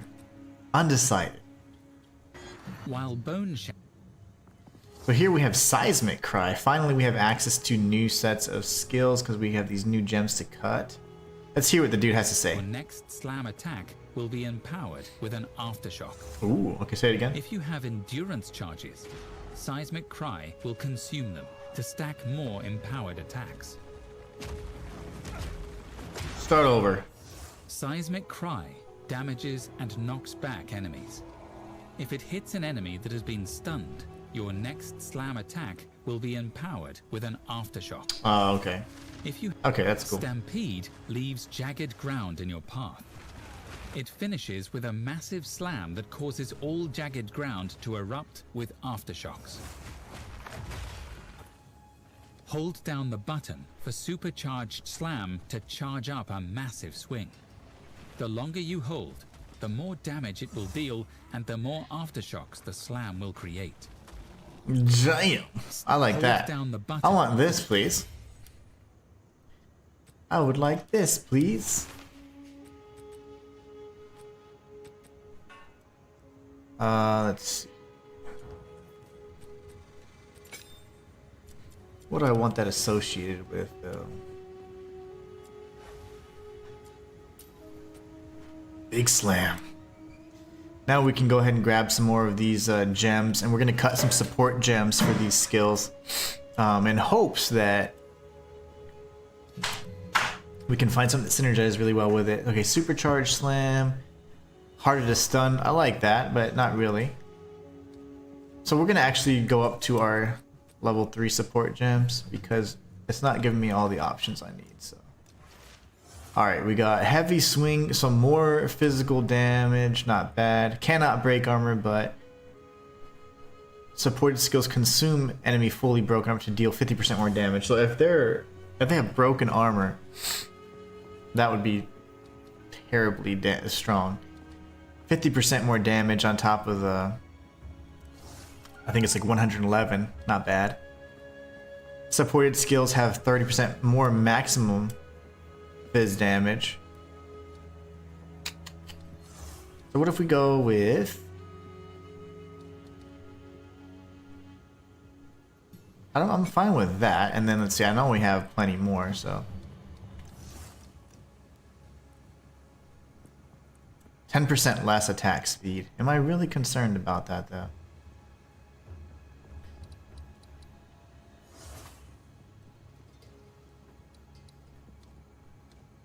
Oops, hold on. I need to see what it says here. Hold on. There. Blah blah blah. Break armor. If this brings the target's armor to 0, their armor is fully broken. But this says this can't break the armor. Players break 3 times armor against normal monsters and 2 times. Okay, that's not a big deal.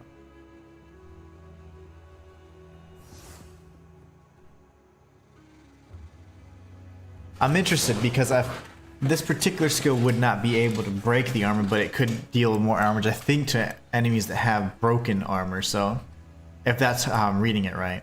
And then supported skills deal 35% more melee physical damage. So we already have 30 and then 35. Yeah, let's just do the easy ones. The 50% thing I can experiment with in due time. Okay, now that we've done all of this, we're not going to use the time portal yet. That will take us to the last leg of the game. There's a very difficult boss. It's a great boss fight, but it's quite challenging. We're going to go to the Molten Vault. This is our little DPS check, making sure we're doing all the damage. So in here, it's literally a vault full of like gold and treasures. It's like a forge. And we're going to clear out this whole zone. There is no unique encounter or anything like that in this area, aside from the boss. So you're not going to find any of those secrets that I've been pointing out along the way. So instead, we're just going to go through here. These 2 sections are blank, but we're going to just fill it out so we can clear the map. Because I'm just crazy like that. And we're going to move forward. There'll be 2 additional checkpoints on the far side of the map as well. And then 1 near the boss, of course. But it is kind of dark in this area. We've got people that have like been gilded. Whether they've fallen in the gold or been forged as part of it, I'm not sure. It's pretty cool though. Pretty cool anyways. Uncut skill gem, level 10. You know, I would like some more support gems of the 2 and 3 variety. Yeah, you guys are like way too beefy. I'm gonna have to start using my war cry a little bit more. I've been spoiled and I've been able to get them stunned in no time. Let's see what happens.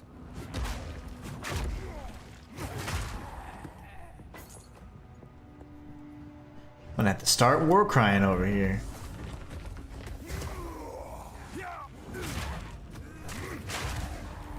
That's better. Typically, I'm just removing that from my rotation because it's just largely unnecessary. We'll add it back. These guys are soft, though. Squishy guys. That damage I'm dealing is just disgusting. Uncut skill gem, another level 10. I'm looking for support gems in particular.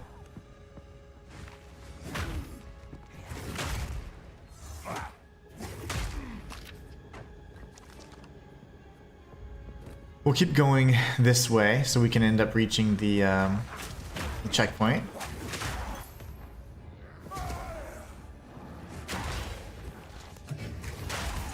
Oh my gosh, it was melting.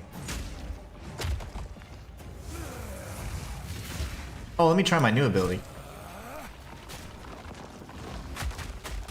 That's crazy. Now, obviously, we would want to use that on an enemy that has broken armor. But it's just cool. Use that on a boss.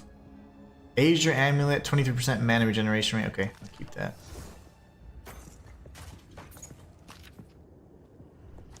Feel my wrath. Oh, hello.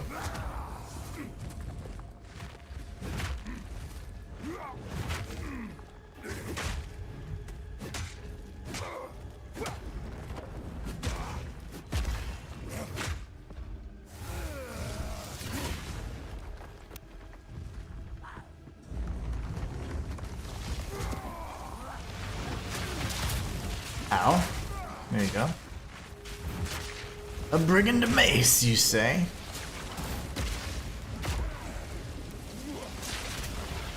Who is the electricity man? I'm not ready. Get out of here.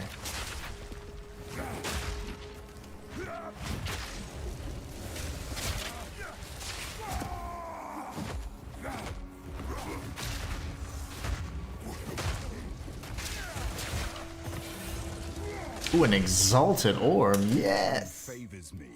Yes, indeed. Good stuff. All right, let's check this chest out. Nothing. So, we'll be heading to the other side.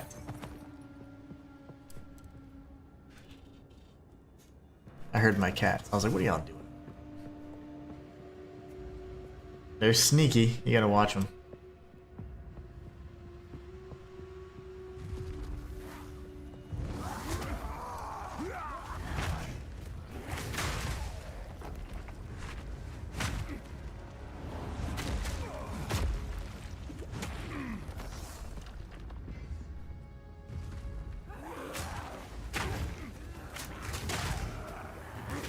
These rare enemies, you don't even drop and stuff.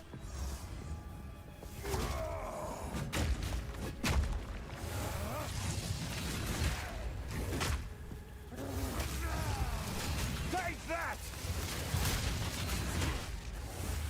It's gonna bonk you in the head every time then. Weakling! Weakling.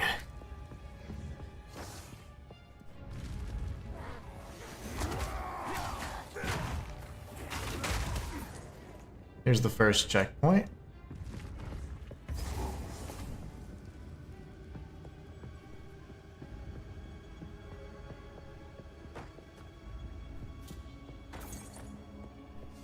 I get that sweet, sweet gold.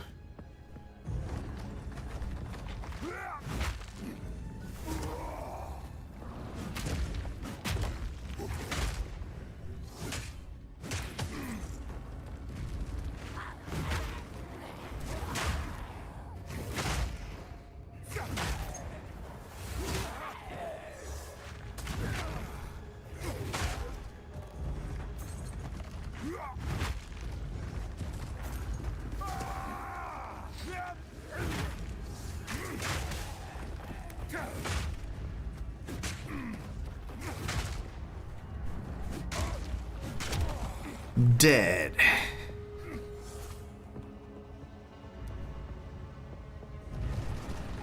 As you start seeing the lava, you know that you're getting closer to the boss fight. And that's one of those really nice things about the maps. Like, if you're ever getting lost, like, if you just need to listen to what they're saying, and the NPCs will actually say, hey, you know, it's over by the bog or a marsh, and you'll start seeing those changes in the geography on the map, and you're like, oh, I think I'm heading the right way. So it just, I love those little details. Like, things like that are just, to me, kind of show the time they put into it. Attention to details. Good stuff.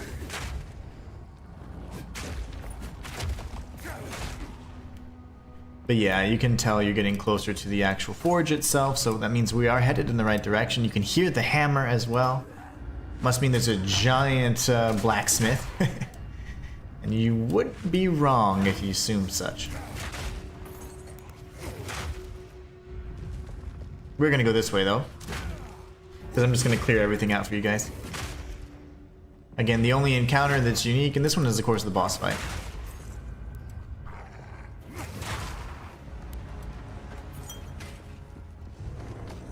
Aggro these guys so that they're actually susceptible to damage.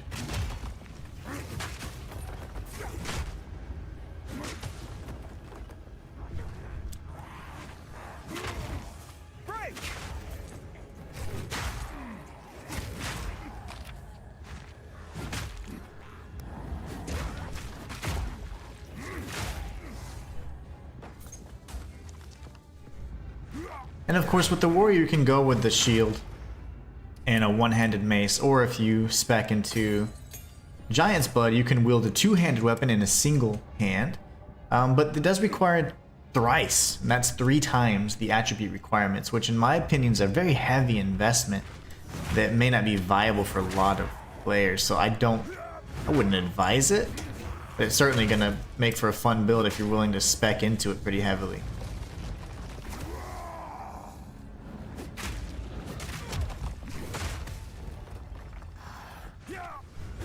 But I go for the two-handed like a real man.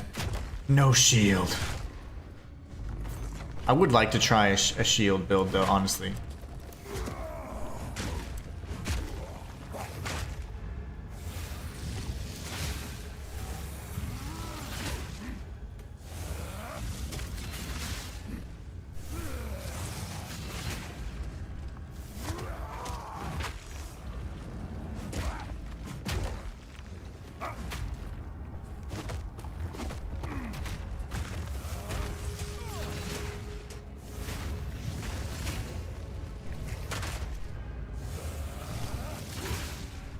One more.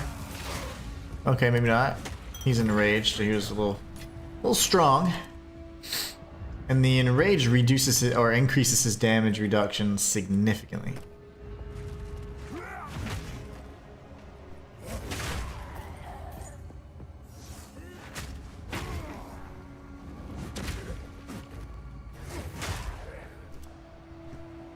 This should be the second checkpoint.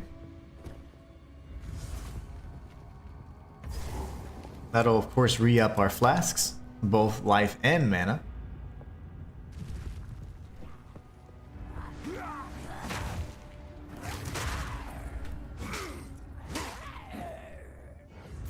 The Hunter Hood looks so great. Like, I think I would love to use that. And you know, one of the things that I'm still getting adjusted to is that, you know, the classes, each of the characters are actually kind of locked in. There is no character creation, right? So you're gonna just have like, hey, you have this preset character as the mercenary, this as the ranger, and so on and so forth, which isn't bad. I'm getting used to it, but I do like character creation. It's not something that you often see though in this particular series too much. So they said they're just kind of locking them in as they are.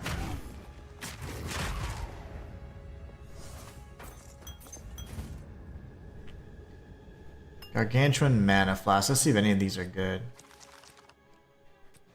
94 charges, but I mean, well, that's the problem. It's just significantly weaker. But it's got way more charges. Not really a fan. I like having more than 8 charges, but it has to be, you know, significant. I'm having to flask twice as much because I have half as much mana regen. Not really worth it.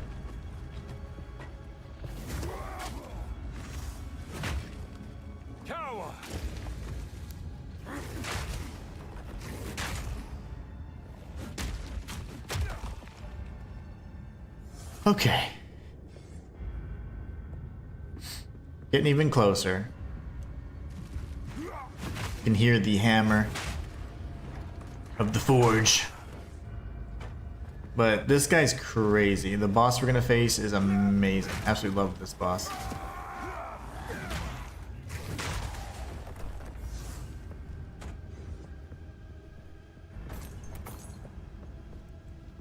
I have 500,000 gold now. It's quite a lot.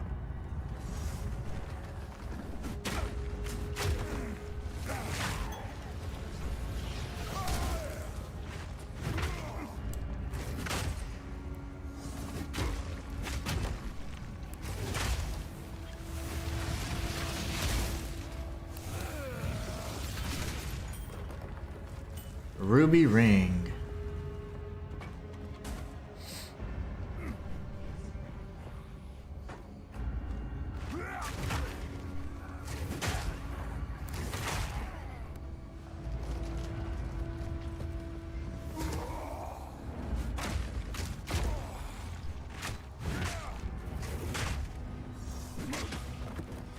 Very nice. Martin says, when I play this game, I'm going to be a Sorceress Ice build. Very nice. You know, Sorceress, my buddies were talking about Sorceress as well. They said they had a few things. It's so funny because we just play so differently. But they each tried the monk and didn't like it. And I'm like, I'm totally going to create a monk and I want to make it like super powerful. But They said Sorcerer was the strongest build, or Sorceress, and I'm like, interesting.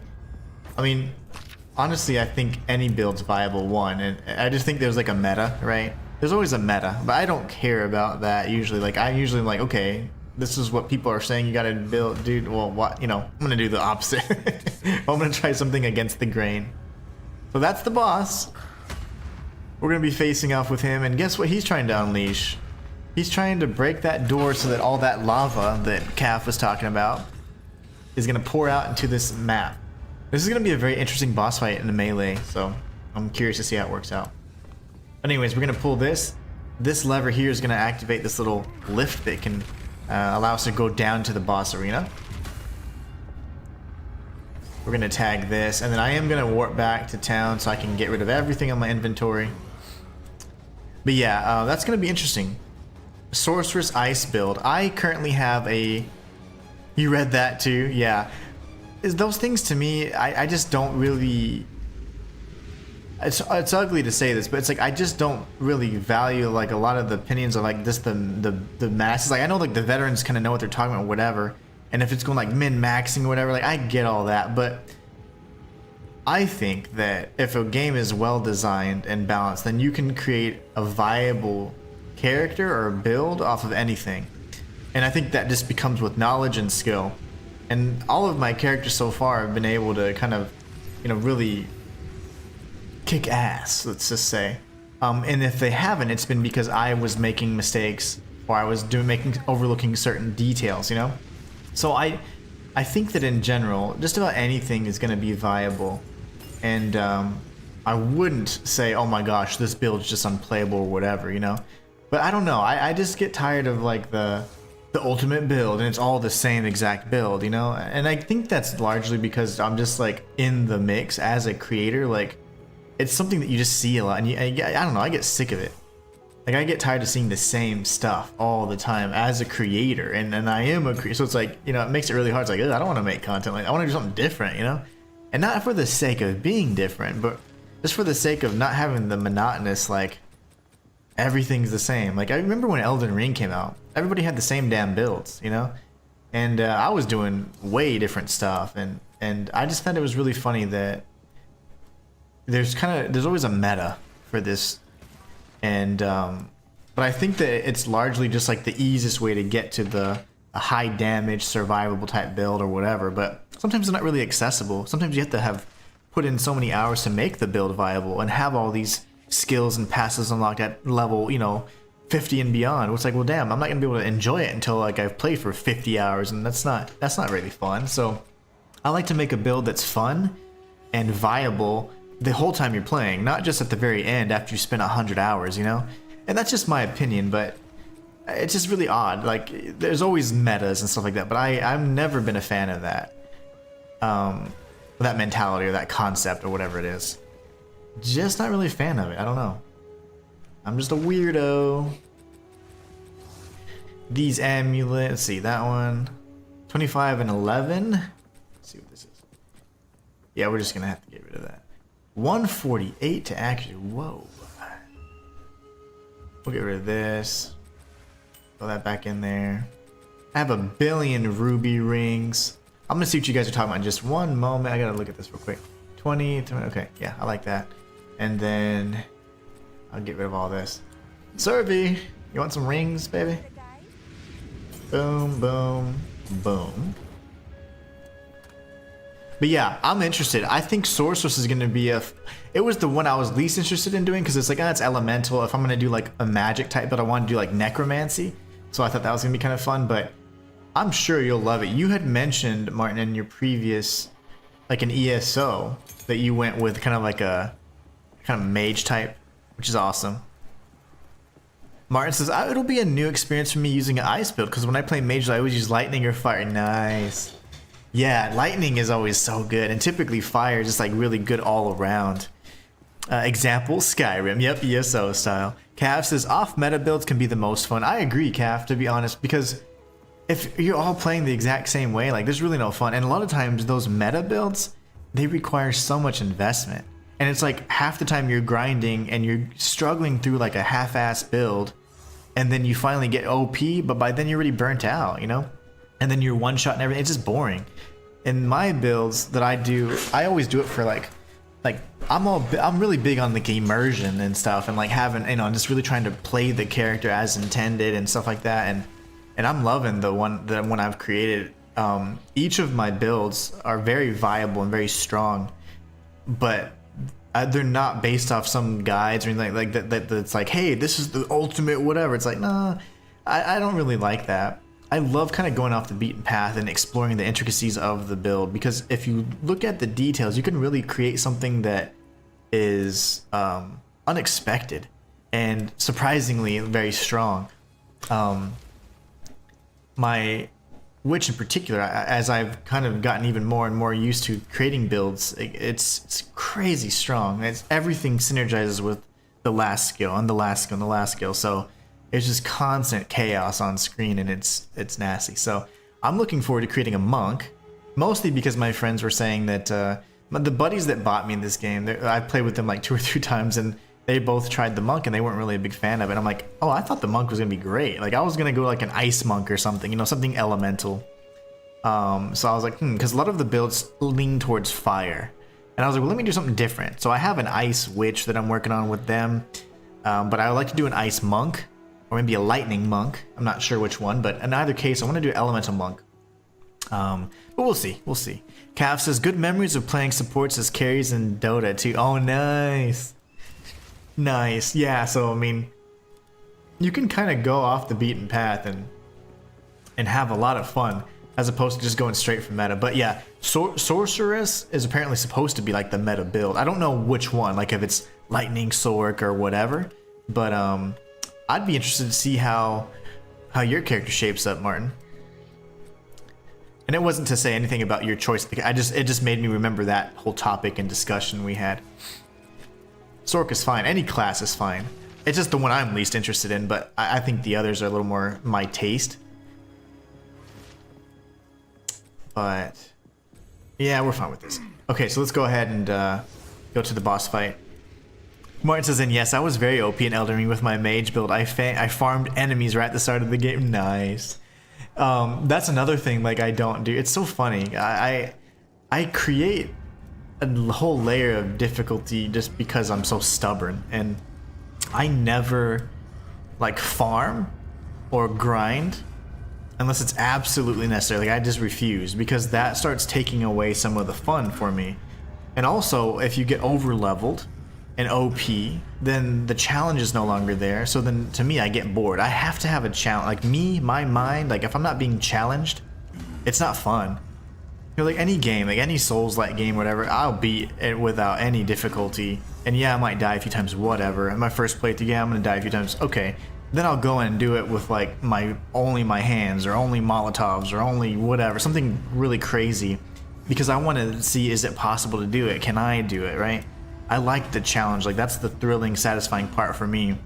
So if I over level or grind, it takes that difficulty away, and then it makes the game like kind of lackluster or boring for me. It's like I have to have a challenge, you know. So naturally, this game's actually pretty difficult, which is fun. And if you're not necessarily speccing correctly or whatever, you can have a hell of a time. Like for example, we pretty much had to skill through that Ketsuli boss, the one with the fire, because a boss fight should only last maybe three minutes, maybe more. Nothing too much longer than that, unless you're just kind of weak. And I was very weak because I was using an element he was strong against, but that was fine.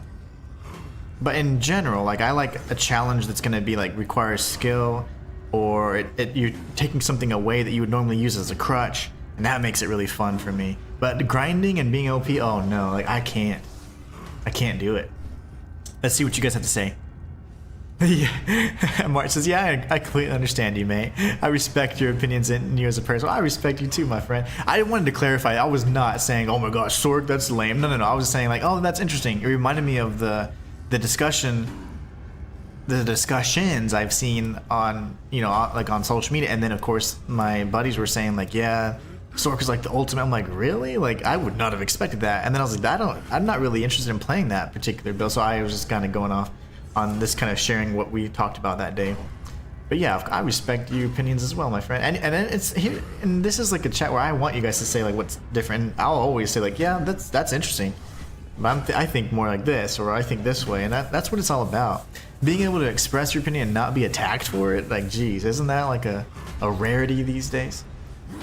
We have like 2 minutes to beat this guy. I think it's like 2.5 minutes or something. I'll time it, 12:59. Okay, so we have to take out this guy quickly. Because this is not an infinite stretch. Like, I thought it was going to be a level that lasted infinitely. It does not. We're not doing butt for damage right now. That's really bad. This is going to be tough.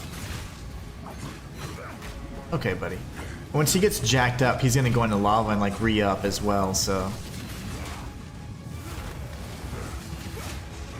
If I could break his armor, that would be ideal. Oh, I'm in the lava. That was not smart. So yeah, we're not doing any kind of damage right now.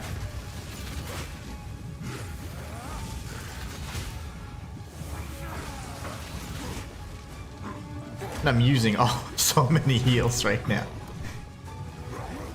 Well, we're not breaking his armor as quickly as I thought. Normally with my like Merc or whatever, his armor would have been, he would have been dipping in the lava a few times. But yeah, I just want this to be a place for us to talk about different things, different ideas, and just like, Also, I just like to share my opinion on things because a lot of times people don't necessarily understand, or they'll just be like, why are you doing it this way or doing this? And it's like, I understand, like, this is probably the better way, but it's easier, and easy to me is boring. So that's just me. Like, it's not, sometimes like the min-maxers and stuff, like, I get the satisfaction out of that because the time you put in and the knowledge you have to pull it off, but it's just not really my style. Getting burnt alive. Yeah, this is gonna be tough. That is so tough. Oh gosh. See, and every freaking boss in this area has been fire-based, so it's like that's kind of against everything I'm working for. Ah!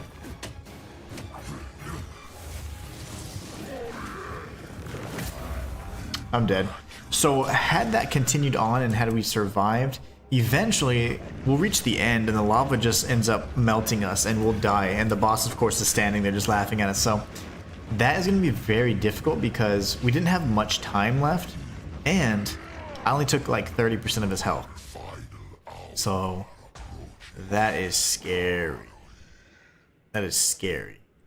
Cav says, oh my gosh, the lava I called. I told you. I said, oh, there might just be lava up ahead. I alluded to it. I foreshadowed. And you foreshadowed with your anagram. Yeah, this is gonna suck. I am gonna try it a few more times with my exact same build, and then of course we're gonna try and tweak it a little bit. Obviously, it would make sense to have some ice in the mix, but let me see here. In general, he doesn't have tons of ice skills. I mean, think of Infernal Cry. I mean, everything he has is kind of built towards a more flame-based or flame-oriented skill set. So it's really interesting.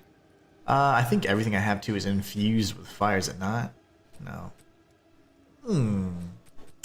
Tricky. You know, because I was panicking, I didn't even War Cry very often, so War Cry and going for a stun is going to be okay, but if he's in the lava, then I can't hit him from afar, so... Yeah, we're in trouble, guys. This is a tough fight. This is going to be a tough fight for this particular character. Come on, beautiful.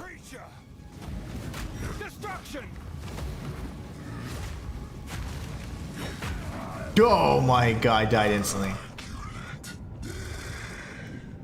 I leaped into the lava with like half health, and I got stuck behind him, and I think I just insta-died. Insta-death. Yeah, that was bad. I'm curious how we're going to take this fool out, because even my totems aren't doing anything.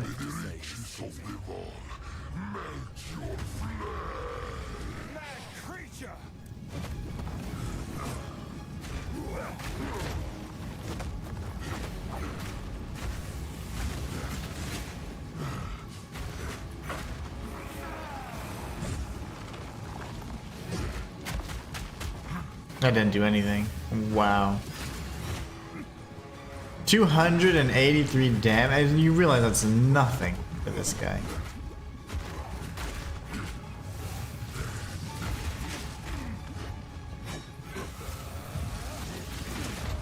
Big damage.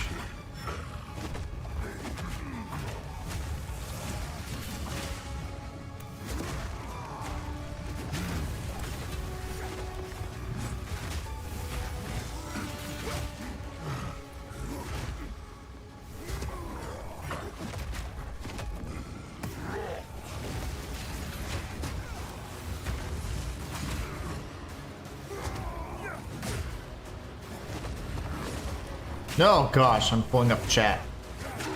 Okay, that sucks because he's a mile away, but you're worthless. I'm dead.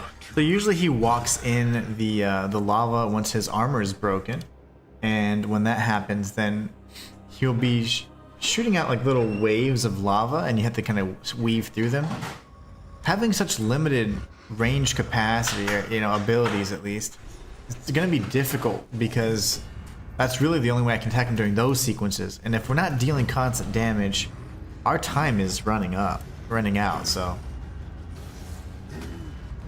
560,000 gold. That's a lot. I shall save your fate! Mad creature!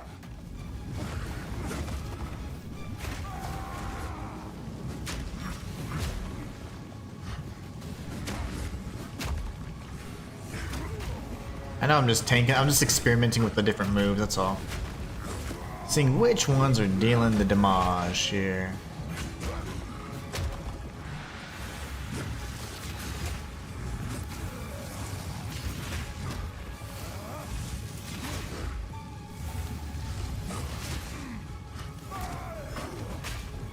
Crush them! Watching my health. Sweating profusely. I'm just kidding.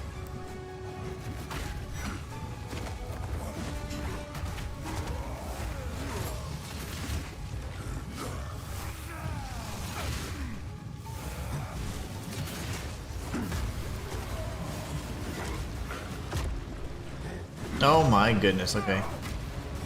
You're just gonna fall right on my head, I see.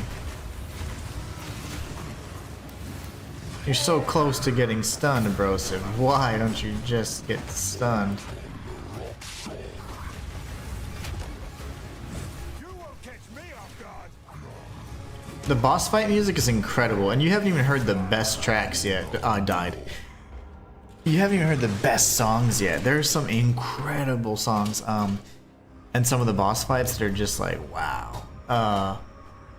In particular, Act 1 boss. I mean, there's just so many good.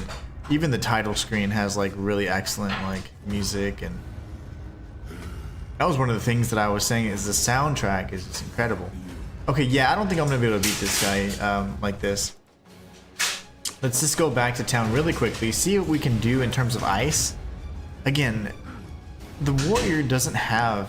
I say warrior because that's like the base class, but we are a titan technically. But the base class warrior does not have a lot of ice skills that I remember.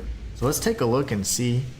Act as if we're going to cut some skill gems, and we can take a look and just kind of peruse his items, because his skills, because I don't think we have a lot of options.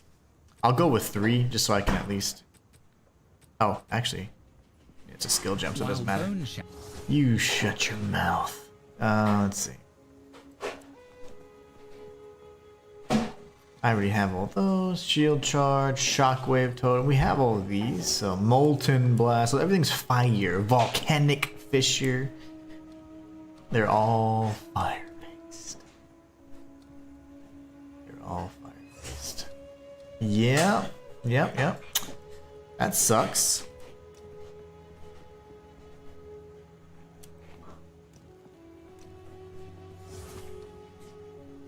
Elemental. Now I wonder how I'd cast Elemental. I mean, that's interesting. Because I am a let me think here. It requires a quarterstaff, but what does this require? This just simply says spell, and it just requires a level and intelligence base. So that's interesting, because on my ice witch, I'm using these. I don't feel like that's going to deal tons of damage, though. And this in particular kind of sucks, because it has a time that requires to detonate. That would be one way, though.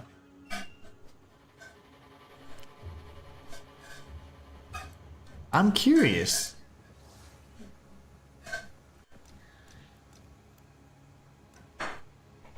It doesn't... See, this requires a quarterstaff, for example. This would, of course, require a crossbow.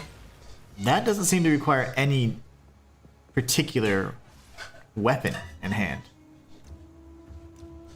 I'm curious to actually test that out. That's a bow, of course. So spells don't seem to require... And it makes sense, because on the witch, you had a wand and then you had a scepter. And I removed the wand and I was still able to cast with only the scepter. So that's interesting. That's something I haven't even noticed. Again, because the elemental is typically going to be aligned with the sorceress, whereas I've been pulling from this with a wand and scepter in hand in my main witch build, and I was like, oh, well, I was assuming it required a wand or a scepter. My cats are going crazy. They're chasing my daughter because she has cans of tuna, and they're like, yes! Do you need to save all those gems? No. Do I need to? It depends on how many characters you have, you know? And some of the gems are, of course, rarer, so I don't just, like, take from the stash unless this character has earned up to that level. Anything beyond the level anyways, you're not going to have the attribute requirements to slot in. So I'm thinking, let me think. Let me just test as a skill 1. Because there's so many. Oh my gosh, like I am like almost out. Actually, if I have it here, I'll just use it. Let me see. Let's go to skill.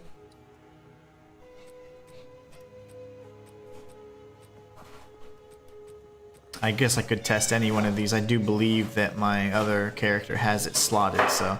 Okay, so if I just pull Flame Maul, okay, perfect. And of course I forgot how to play the game. Okay. There it is. Let's just see. I think my slots are full too. Yeah, they are. Well, Supercharged Slam was a little disappointing. It looks cool, but it hasn't done anything yet.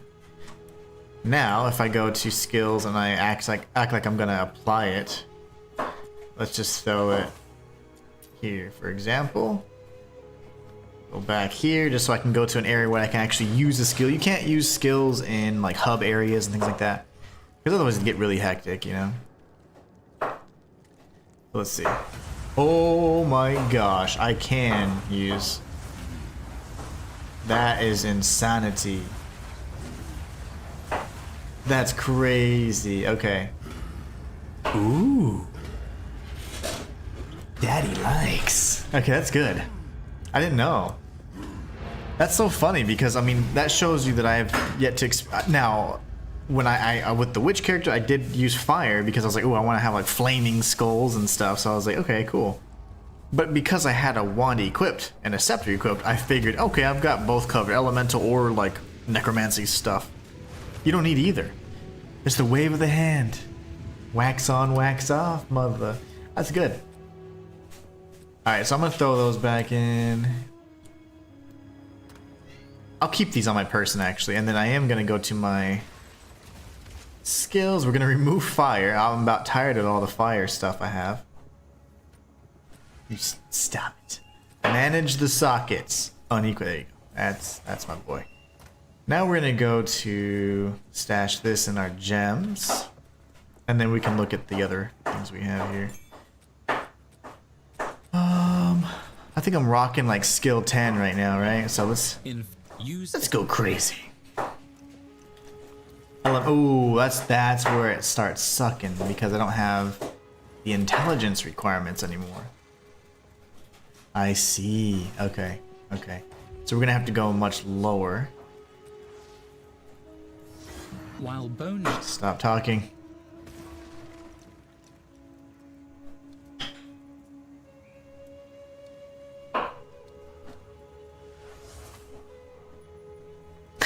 That's just terrible. 6 to 9 cold damage. You understand that this dude has like 1 billion health. That's the problem. There you go. 29 to 44 cold damage. I need like 1 million cold damage. Where's that number? There you go. Skill 5. Let's just see if I have the stats for that. Ooh, I only have 1 gem.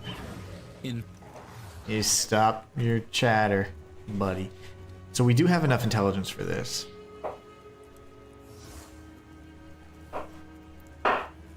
Shatters the frost on a frozen enemy. Well, I'll be damned, because he's not gonna be frozen.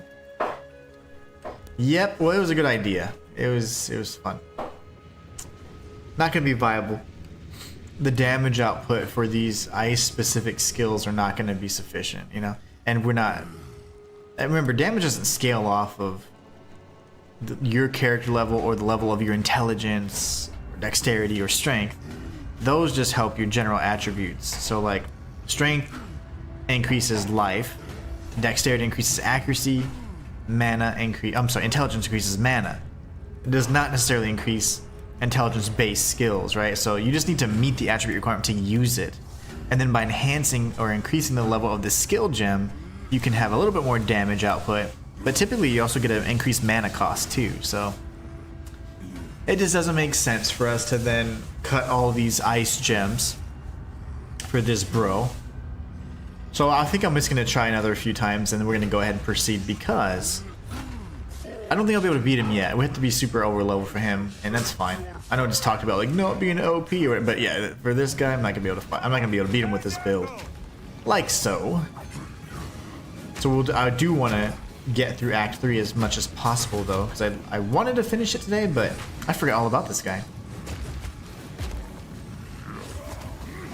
I forgot all about this bro.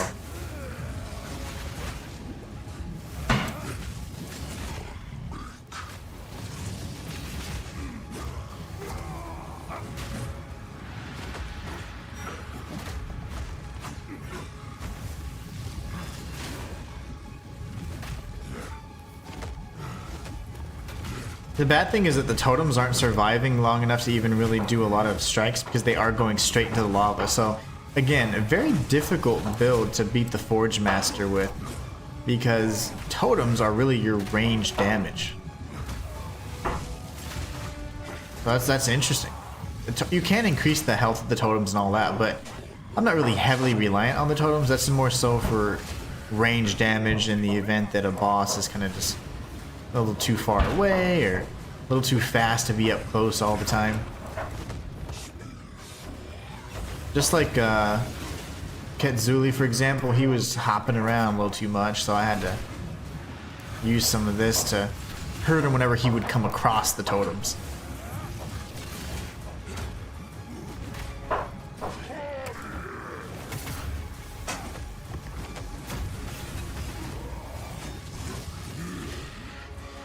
He's gonna get stunned in a sec. Get wrecked. Oh, the lava's gonna burn my toesies!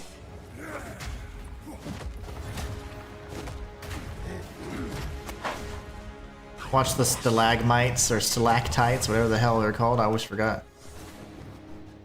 It's not blowing up, okay. Oh, he ignited them a little early. If he screams or if the lava touches them, then that's two of the ways to light those. Wow, we'll try again. Nate says, I just got the platinum on Liza P thanks to you. Well, you're very welcome, Nate. I'm glad you enjoyed the guide. Liza P was one of my favorite non-FromSoft Souls-likes. Probably my favorite. I can't think of any other non-FromSoft Souls that's like that quality and is that interesting in terms of lore and all that as well. But I really hope you enjoyed it, and thank you so much for stopping by to say that guide helped you. If you haven't already, the best way to show your appreciation is by subscribing. I have other 100% guides in the works. We're currently working on the 100% guide for Bloodborne, but I've had to restart that twice already because that is my favorite Souls-like game from FromSoft, and I just have to have it crispy. It's got to be like damn near perfect, and I'm the worst critic of myself, so I've restarted that twice already, but that'll be out at some point in the future, possibly before I die. And yeah, we do 100% guides, walkthroughs, glitches, all that fun stuff on this channel. And then, of course, I stream 5 days a week, so.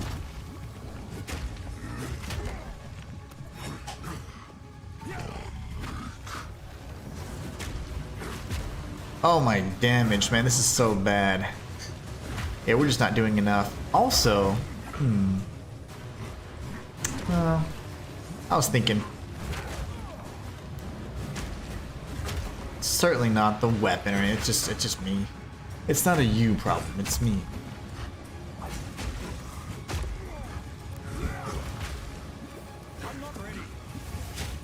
Now what the hell?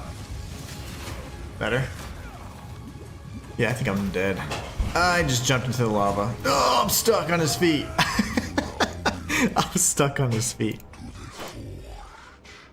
There are the links to my YouTube channels. This is actually my smaller channel, so be sure to check out the large one as well. It's my lore channel. Well, that was fun while it lasted.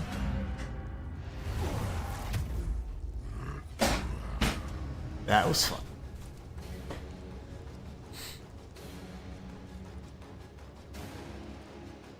Ow.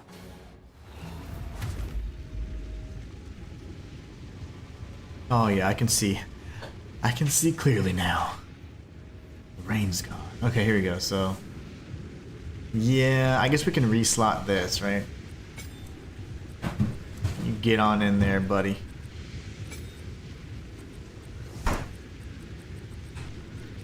That is disappointing, but we're gonna go move forward anyways. I do believe Alva follows. Yep. Now we see actual Val. And she's like, what's up? Probably a greeting that means I am a warring people. And so she's like, oh wait, I mean peace. Are you ever going to do a Sekiro 100% guide? Certainly. I'll do a 100% guide on all the Souls likes. Bloodborne next though. And then I was thinking Dark Souls 1 and then 2. I'm sorry, 2 and then 1. My mistake. 2 is... Dark Souls 2 is my favorite Dark Souls game from a lore perspective.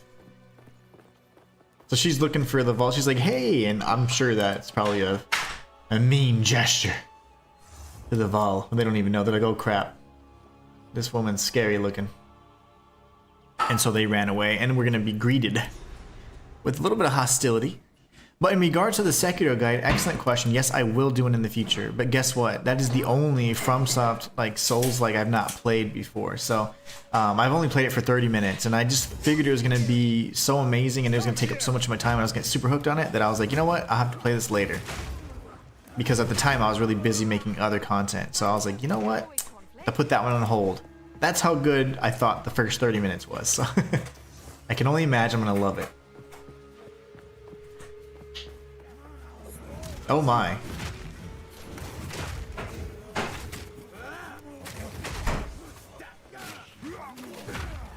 But yeah, I'll do guides on all those. Bloodborne next, and then we'll be revisiting some of the others as well. Dark Souls 2 soon after. Takes a long time for me to do those guides though. It's a lot of work. But I do have my outlines for most of Dark Souls 2 and all of Bloodborne. So for Bloodborne, it's just a matter of execution and recording it. So, except I'm just not happy with some of the footage I've been getting. I want to make sure that it's really, really good for you guys. So that's my favorite game, so I want it to reflect that quality, and you guys are getting used to.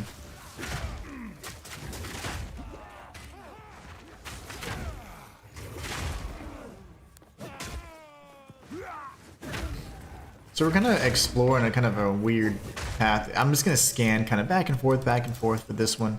The reason being is because off the top of my head, I do believe that there's 3 treasures in this area, and then once we go past Napuazzo, there'll be another 3. So they actually have very little value. They are quest items, and honestly, the quest rewards should be increased significantly because the amount of gold you get is pretty nominal. So if I sell a rare, I can get 1 1,000 gold or more very easily. Like I can get up to like 2,500 really easy, like not having to do much or think much about it. But when you sell these golden treasures to Oswald, he only gives you like 500 or up to 3,000. So it's really not worth the reward, in my opinion. And I hope that quest gets updated and potentially they increase the amount of gold you get. But right now you see I'm tethered. It doesn't. It's just a visual effect right now, but it does actually impair my movement if the enemies are alive. But yeah, in either case, I think it's kind of interesting that the reward for obtaining all those 3 treasures is literally like what I could get if I sold one rare item. And there's going to be many times to do that because it's not the build you're using or whatever. So really disappointing reward for that quest. How are you still alive, buddy?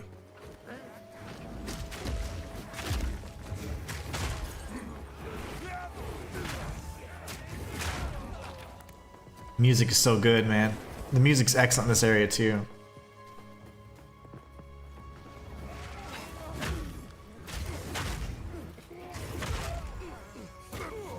Oh my gosh, I almost died.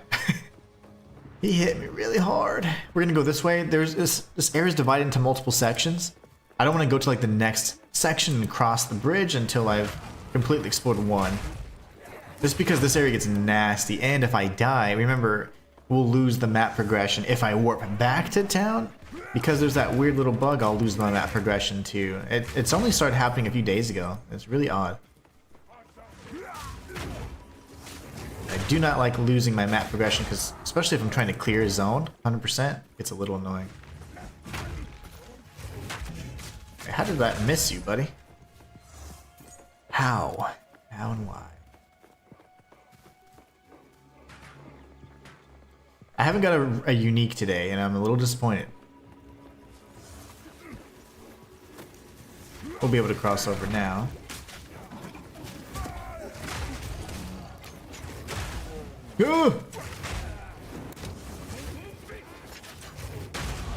Watch your mouth when you talk to me. Okay.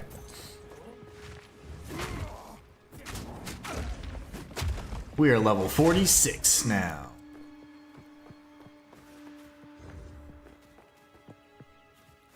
Okay, we'll go this way and then we're going to go all the way back. So there's a checkpoint already. This is actually the boss fight. So we're not going to head here yet.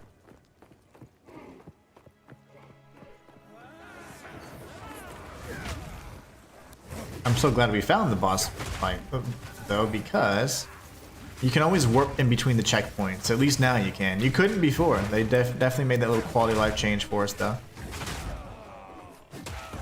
Yeah, get out of here. Get out of here.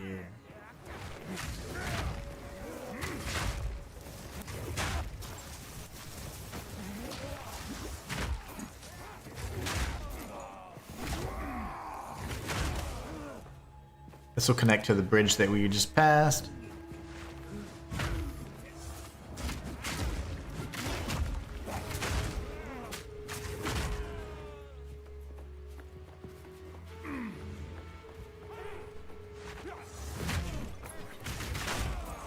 Get that gold, baby. Okay. And then we'll go this way. Should be a dead end at some point. This is the 3rd bridge. Okay. I see now.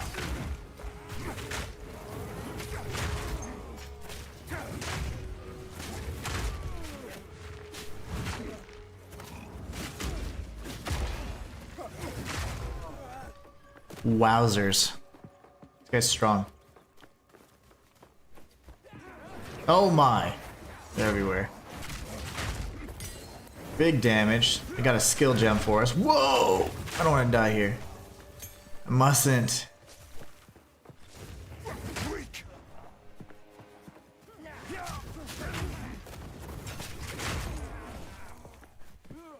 Oh, whoa, my bad. Oh, what? He's like dead, but he's not. His guts are on the outside. His insides are on the outside. I'm stuck.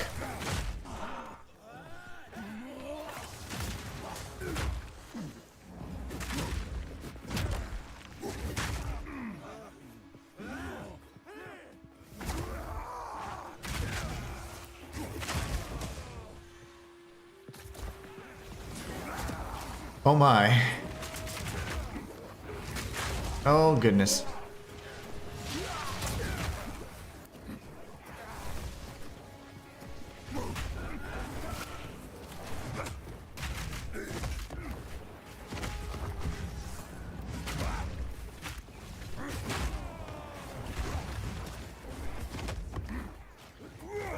Gotta play a little more cautious because I don't have tons of heals.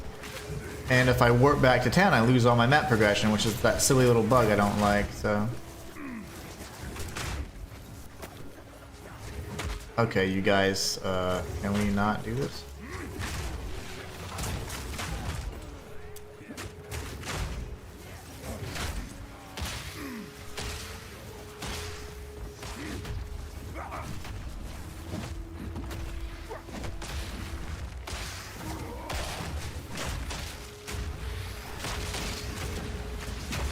Oh my gosh. You need to die, sir.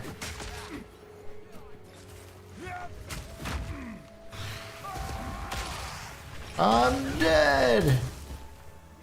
No, I'm not.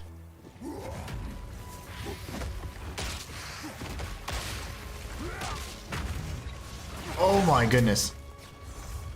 How is this fool not dead? You are no warrior. Okay. Augmentation and that. Get out of here. Alright, so let's think through this because I'm gonna have to remap this. So we'll go from this area and then make sure we go all the way this direction. Oh, that's just the checkpoint, so never mind.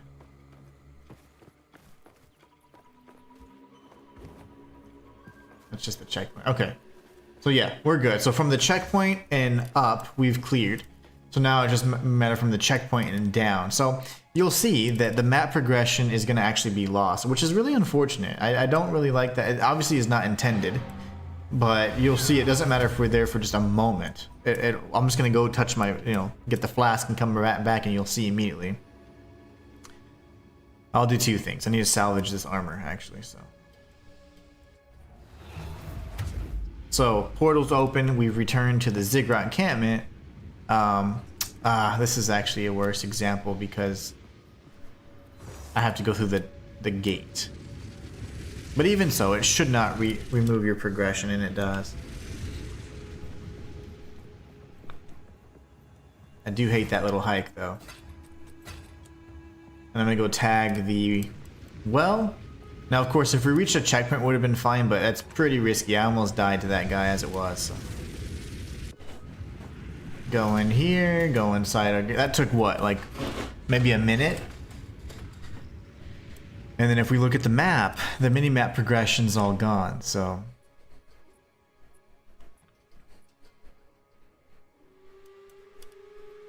See, that's just so disappointing, but. Yeah, it is what it is. So I know that now is an area I need to explore. So we're going to continue down. If we come across any bridge or anything like that, we'll go back.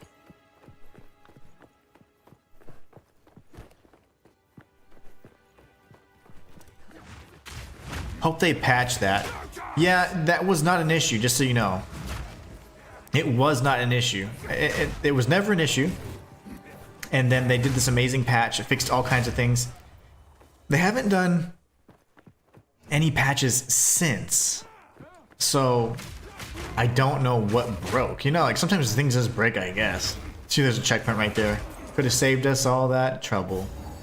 Now this area must be something, but it's just a checkpoint now in this current state of the game in early access, but it must be something.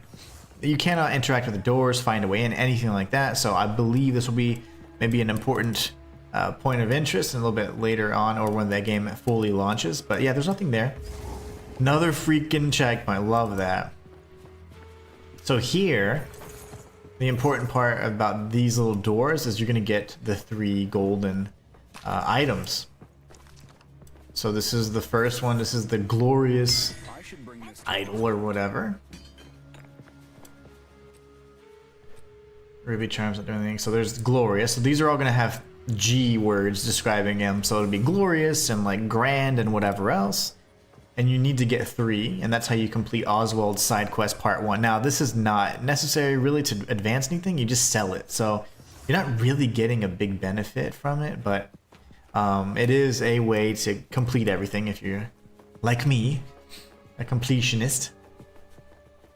And then the next sequence after Natspuato, you'll get, there's like 3 idols or treasures, and they have E adjectives. Ow. Stop doing that. You're still alive, bro? Okay, thank you. That's better. No! What's the deal here, man? There you go. Give me my orb. Yes. Oh my god, I'm about to die. Get wrecked. Sigurd! His name's Ironward? What a loser. Oh, what a dumb name. Okay, my bad.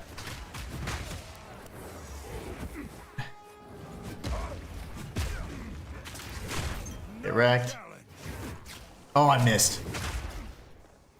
Okay. Well, that wasn't terrifying. Almost died like 3 different times there.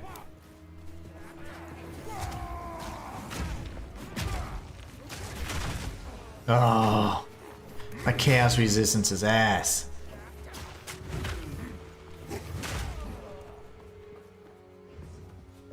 That's the checkpoint. Okay. You see the trail of dead bodies, probably means I've cleared it.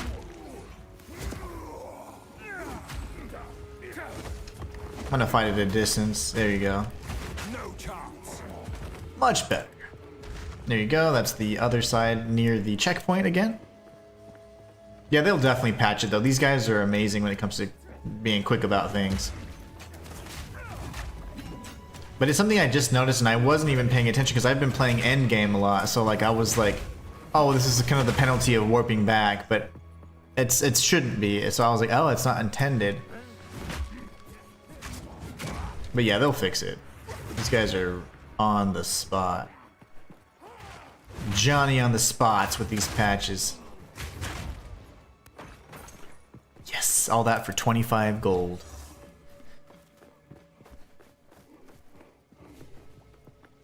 Worth it. Now this boss is going to be really fun. Melee? Whew. Gonna be a challenge because she is fast and she's dangerous up close. So I'm actually a little concerned about this next boss, but it's fine. This is what we signed up for. Melee build. In a game that certainly allows for viable builds of all classes, but I'd say it favors the ranged for sure, especially in terms of the boss fights. Is that dude supposed to be following you? That's a chick. It's a dude bro. It's a broette. So she's her name's Alva, remember? Alva is the one that cut her hand, activated the temporal gate, or like the time portal or whatever, and she's now in the past with us. Oh, that's blocked off. So yeah, she's supposed to be following us. She actually helps a little bit too. She's not nearly as strong as Asala. Asala is a freaking beast. I love Asala. But Alva, you know, she's more of a bookworm. Did he just say enchanté? You speaking French to me? Sweet, sweet love language. Alright, good. We are looking good here. That means that the rest of these areas are going to be over here. There's going to be a door coming up as well. Yeah, we're good. And then there'll be one more probably in the corner, so we re-upped our heals there. We've got the second treasure well underway. Oh, amazing. What a find. They're interested about the gold stuff. That's like the least of my worries. Now the interesting thing is it's worthless for us, really. As I mentioned, the gold rewards are just very, very small. You don't really get a lot for your hard work. Like this gold here damn near amounts for what you'd get otherwise. Another interesting artifact.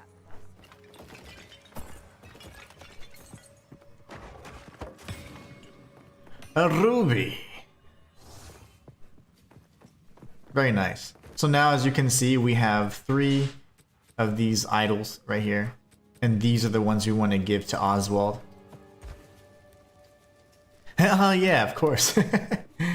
So now let's go ahead and search the rest of this area, and then we're going to return to Natspuatl. This fight's pretty cool. Oh wow, we were amazing. Okay, we already did it. So that's it. That's the best way. So in most areas, you know, you typically want to search the perimeter. If you do that, you're going to miss out a lot. So just scan this area instead, in like lines. And that's honestly the best way to do it. This particular area. It is not true for every area. But damn it, just do what I say. And you'll be happy. Okay, so I hear the who. So now what we're gonna do is we're gonna warp back.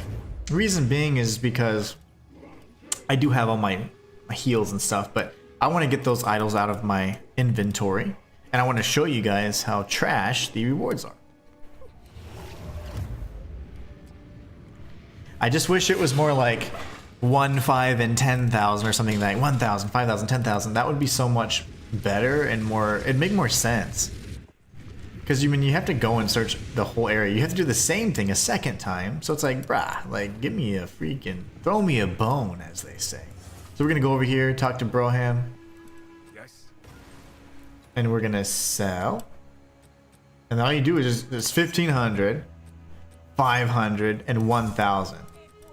But if I If you hear a click, wait, what is this? duck. Here to head.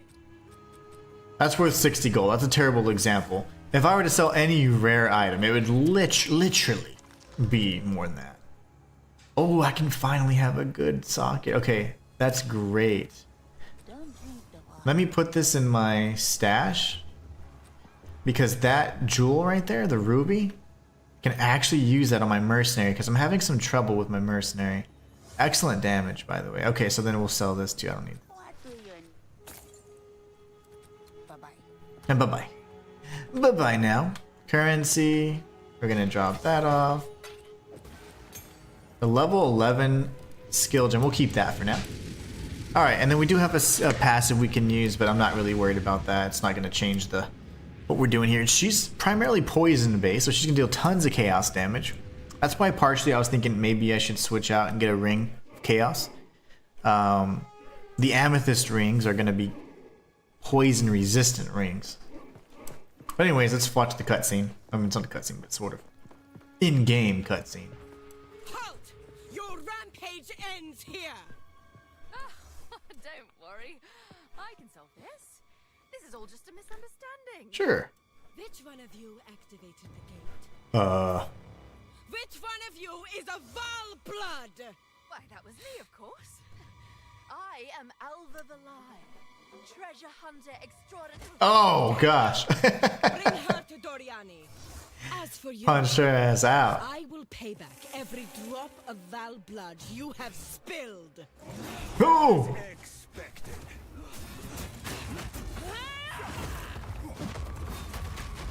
Dodge this! What is your stamina stun meter thing? Why is it so high?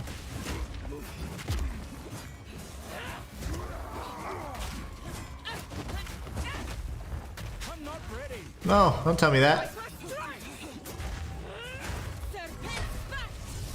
This is scary. Okay. Wait until her little cronies get in on this. The battle arena gets smaller and smaller. You're gonna see why in a minute. I will not relent. We're not doing any damage, by the way, so everybody knows. Storm of Chopek. There you go. You're mine, baby. Ugh. You are nothing but a locust. Your mama. You will fall before us. I shall Your mom's a locust.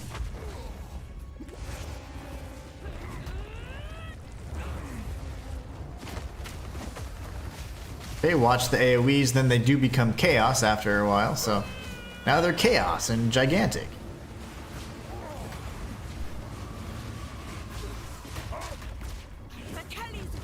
No, don't say that.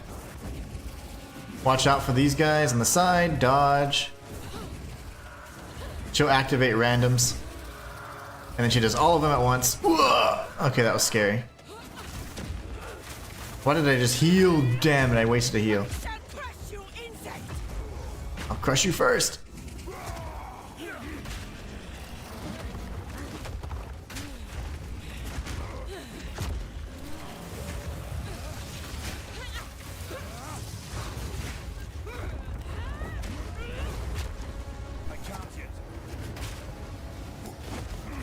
Here, watch the floor, and then remember it's gonna get covered by the chaos runes, which are much stronger.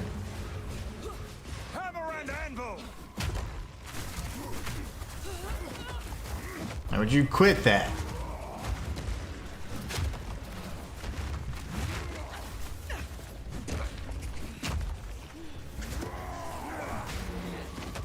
I shall crush you. No, don't do that. Stunner. We need a stunner. Ooh, that was huge damage. From her, not us. Yikes. You suck. Get out of my face, woman.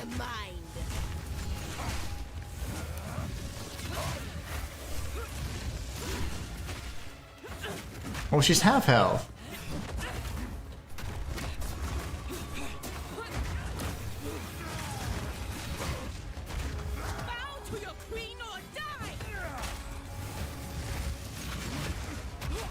Oh, my back.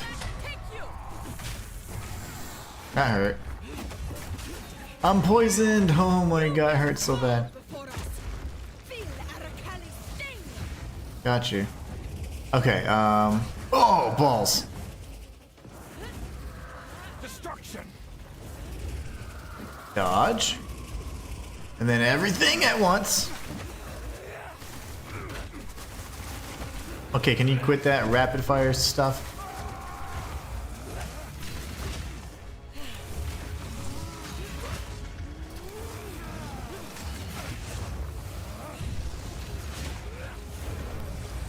Balls. Am I out of heals? I'm out of heals. Oh, I'm okay. Yep. That's the good stuff. Do the thing. Okay, yep. And then miss me. And then miss. Miss. Miss. And then the big one. Okay, I'm poisoned. I'm hurting. She's spamming it. Quit spamming it, lady. I need heals. Oh my gosh, we're so close. Damn. That wasn't bad. We got her to like, what, 30% health first try? Not bad. It means it can be done. I just used heals. I used 2 flasks way too early. I panicked because I saw the poison, but it was full health and I was poisoned, so it was dumb. Okay.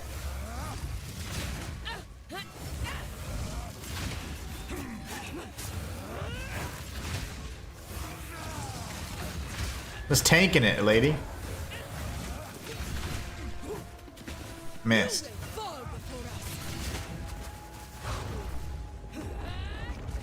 Yeah, that's what I thought. Nothing but a locust. I shall crush you. Missed.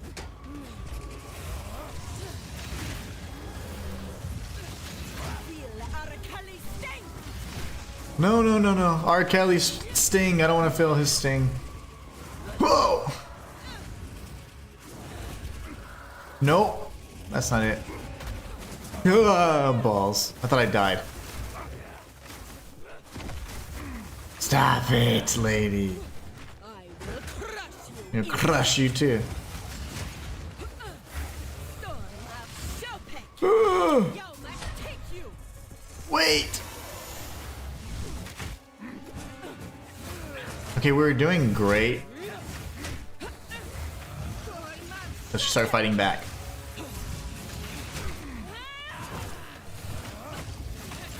Girl, quit. Quit the madness.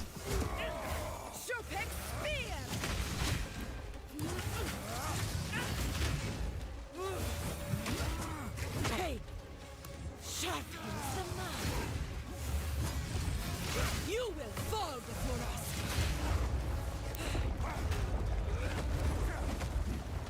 Hi, Broham. I can't see! Move your big head.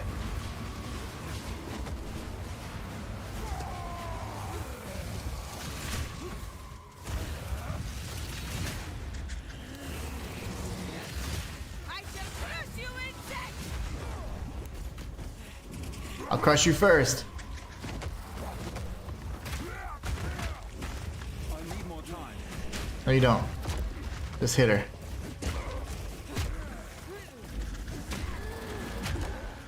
Feel Arakali's sting! Oh, balls. This is the one I don't want. Wait a second.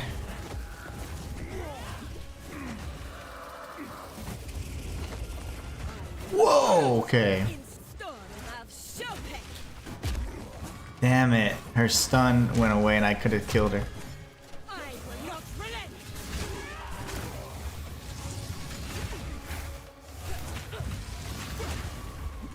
Yo must take you!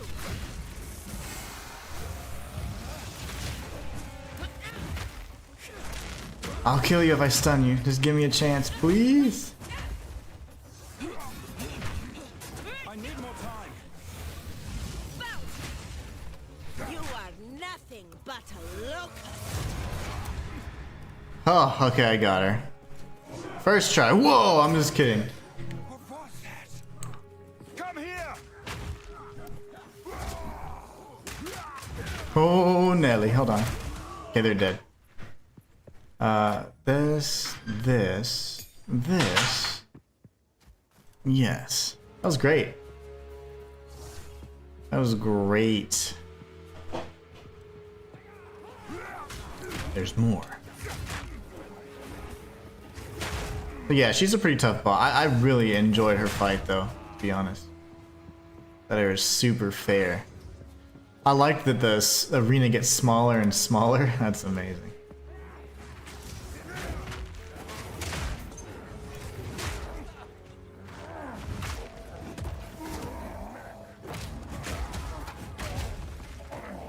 Give me that gold.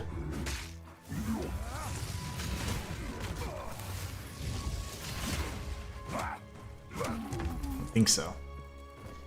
I didn't think so. Joe! Ice. Scream!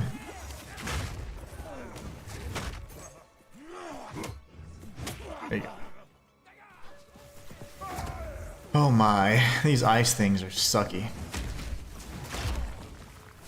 Coward!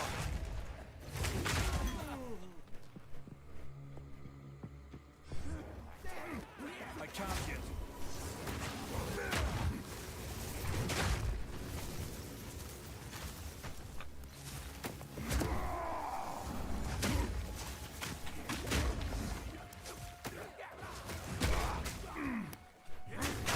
Get wrecked. Ollie is. GG, says Martin. Thank you, I didn't see that. Because immediately the fight didn't ever end. Like, the soldier started attacking me. So they didn't even get to check up on you guys. How rude of me. Ooh! Okay, you just healed, didn't you?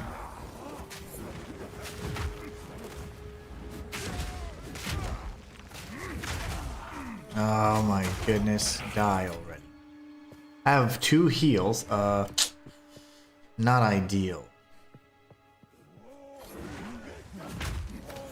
Wait. Can you stop it?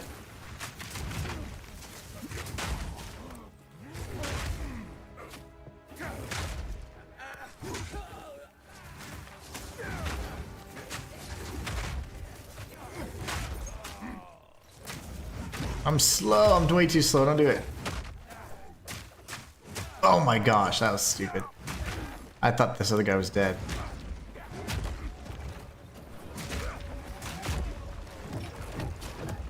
Can you stop that? What is he doing? I have to survive this, go back, lose all my map progression.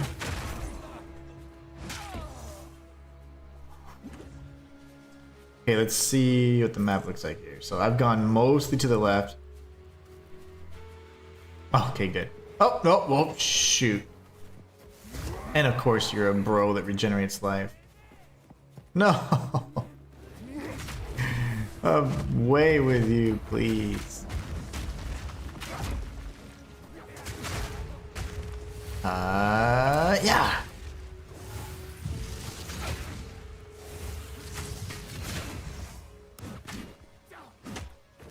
Yes! I'm better than you, okay.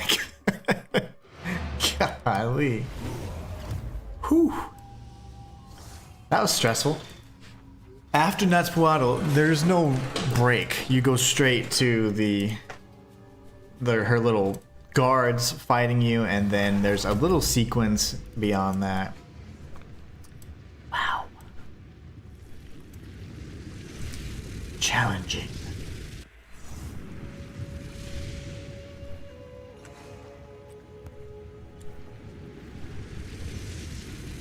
Again, we're gonna lose all our map, bro. It's just so dumb. Like, that should not be the case. Obviously, we know that's not intended, and it is a bug, but I don't know what happened in the last 2-3 days, but that's been happening. I've been experiencing that on console.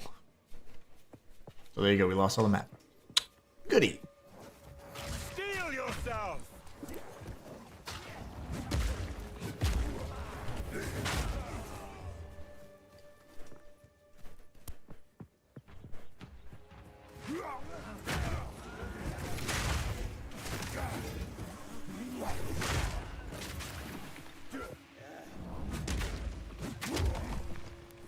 What? Get out of there.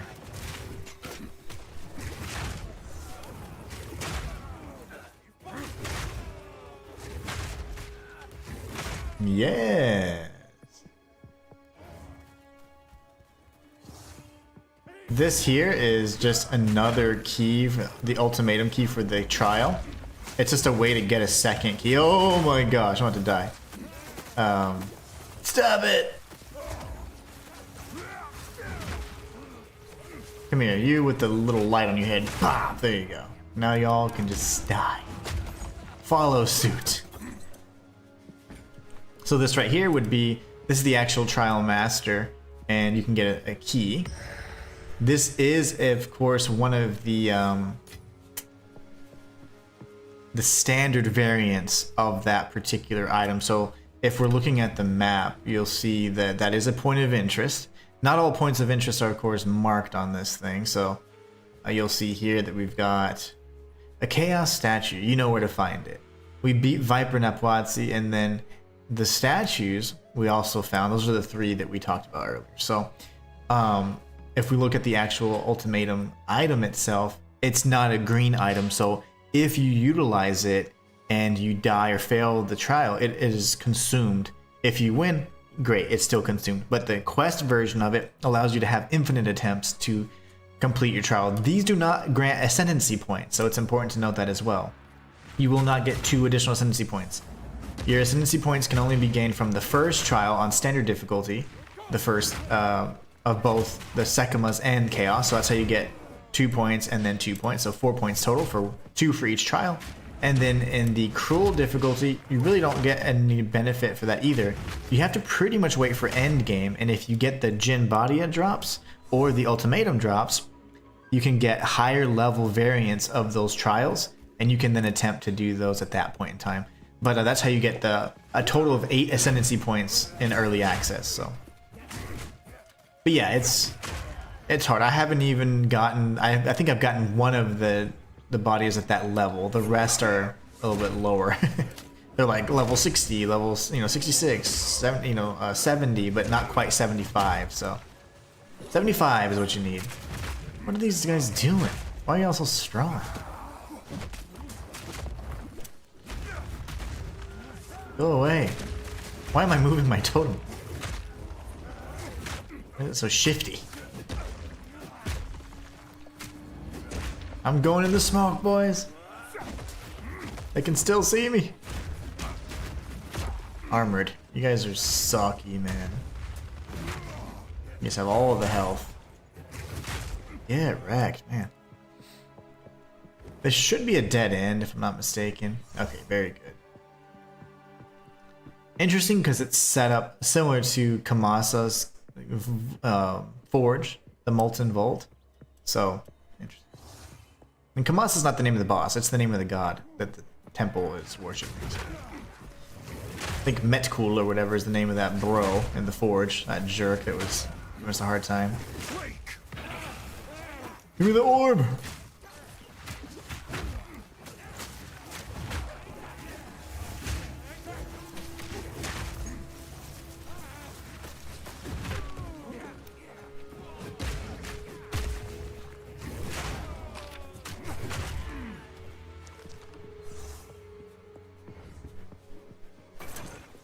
Lovely.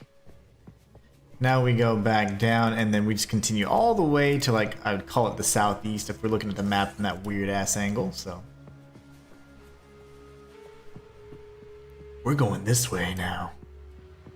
This is where we kill all the bros, just follow the trail of bodies. Just like in real life. If you ever lost.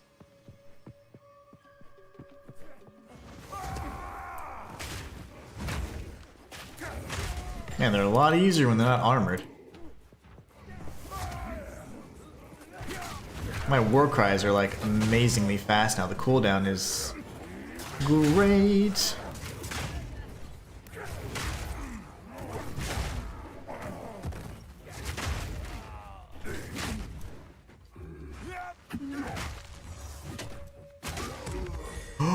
So the sacrificial hearts are really interesting.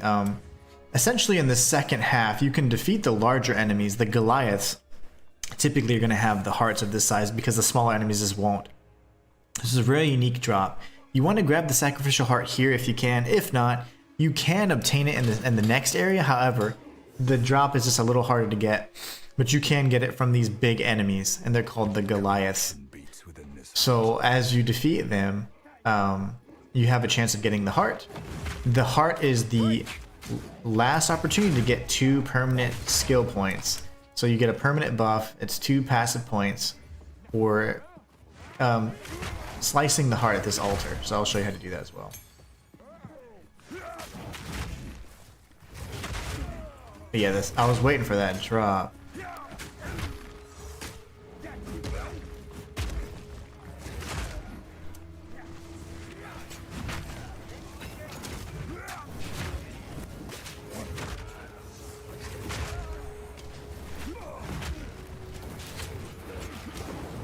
Whoa, hold on. That's getting scary. Yikes.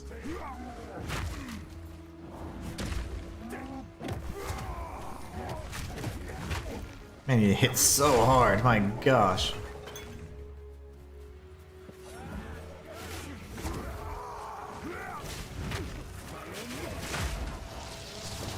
I didn't know he was a special one. I thought I saw a yellow.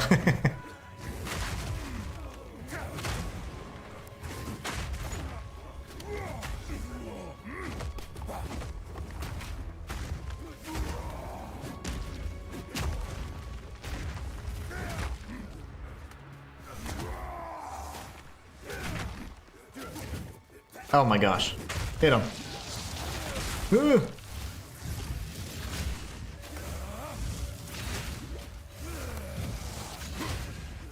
How are you so strong?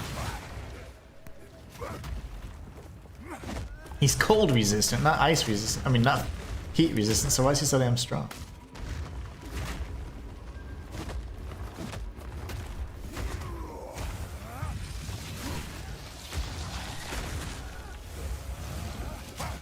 Wait, did I just miss?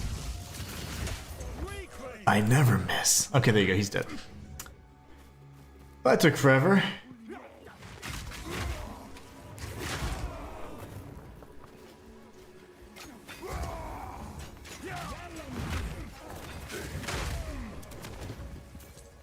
on, brother. Whoa! He saw me.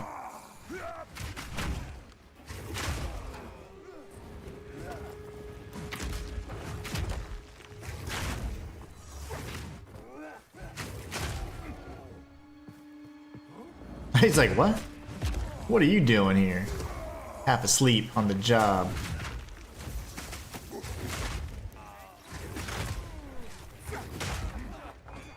Those ice guys suck.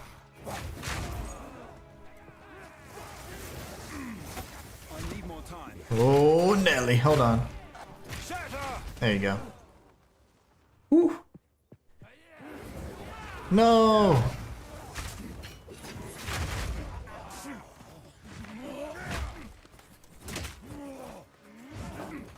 Are you not dead? One of you has to die. And your friend? Okay, good. Did he say water? Water!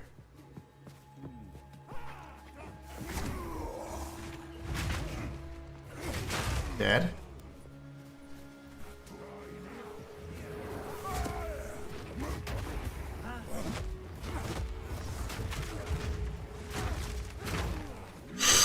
Okay, that was a little dumb.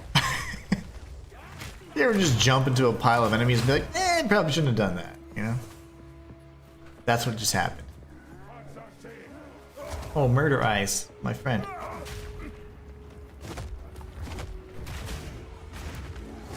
Oh my god, I did it again. I'm jumping scary areas here.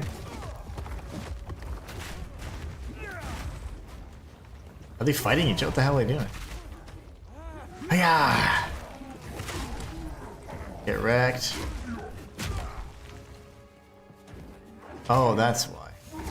All damage taken from minions first.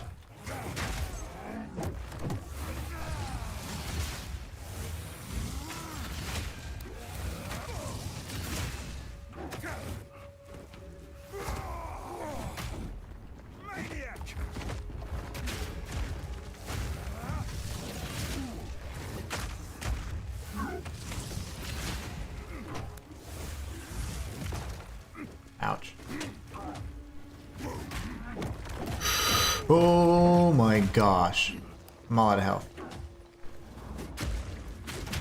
This guy is hitting really hard. Yikes. Okay. How big is this area?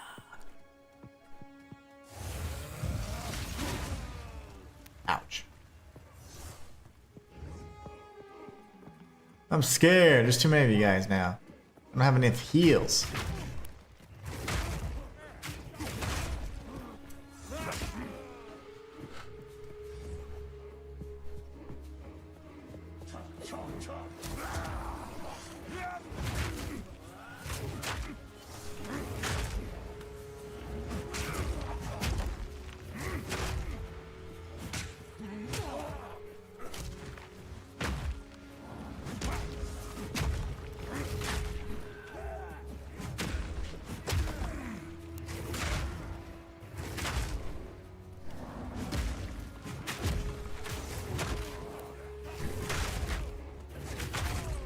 Okay, buddy.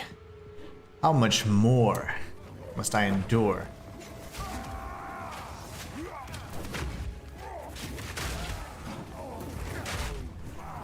Oh, another bro. Lovely. No!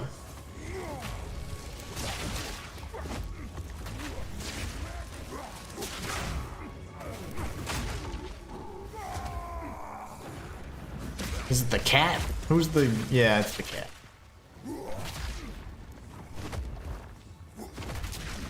Who's the strong guy here? Whoa!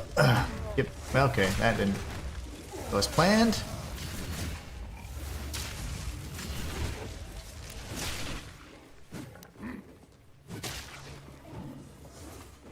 We're gonna do this, and you're dead. Move away from all those little bastards.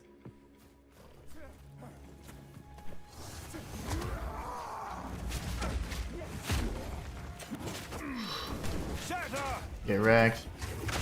Yep. Alright, can we finish this area? No, oh my gosh, I'm gonna die. Ugh. Okay. +5 to all attributes. I have a better version of those, I think.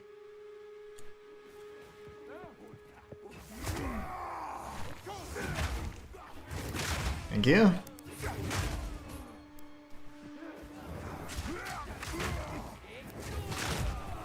And there's a big bro, of course.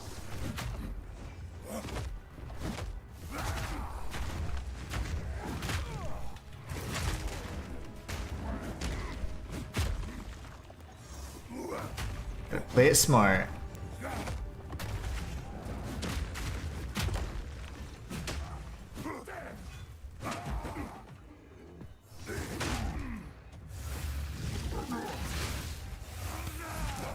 Ow. Oh my goodness, that hurt really bad. No.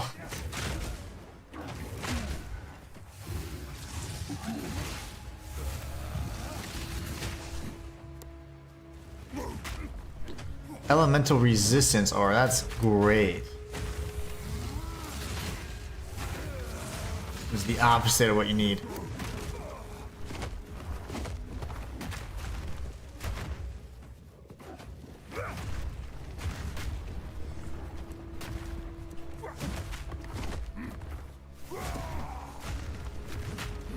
Go towards the totems!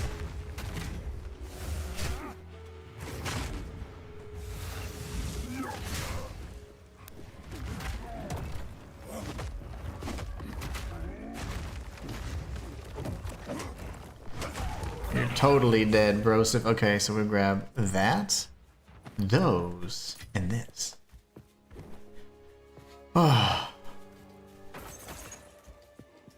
It just never ends. This is... never ends. This is Act 3. You thought after the Natspuati fight it'd be... or Natspuatil it'd be done? Not quite.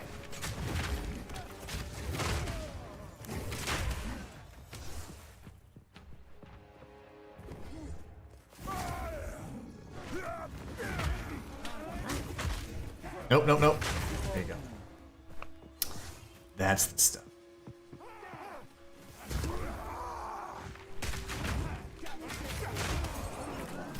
I'm not ready. Well, get ready. Oh my goodness.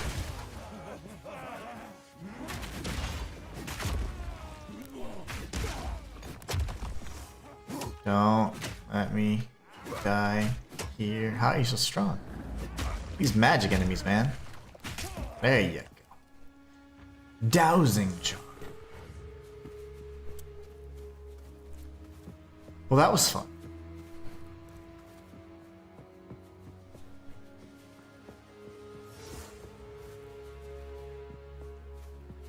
This should be the end right over here then.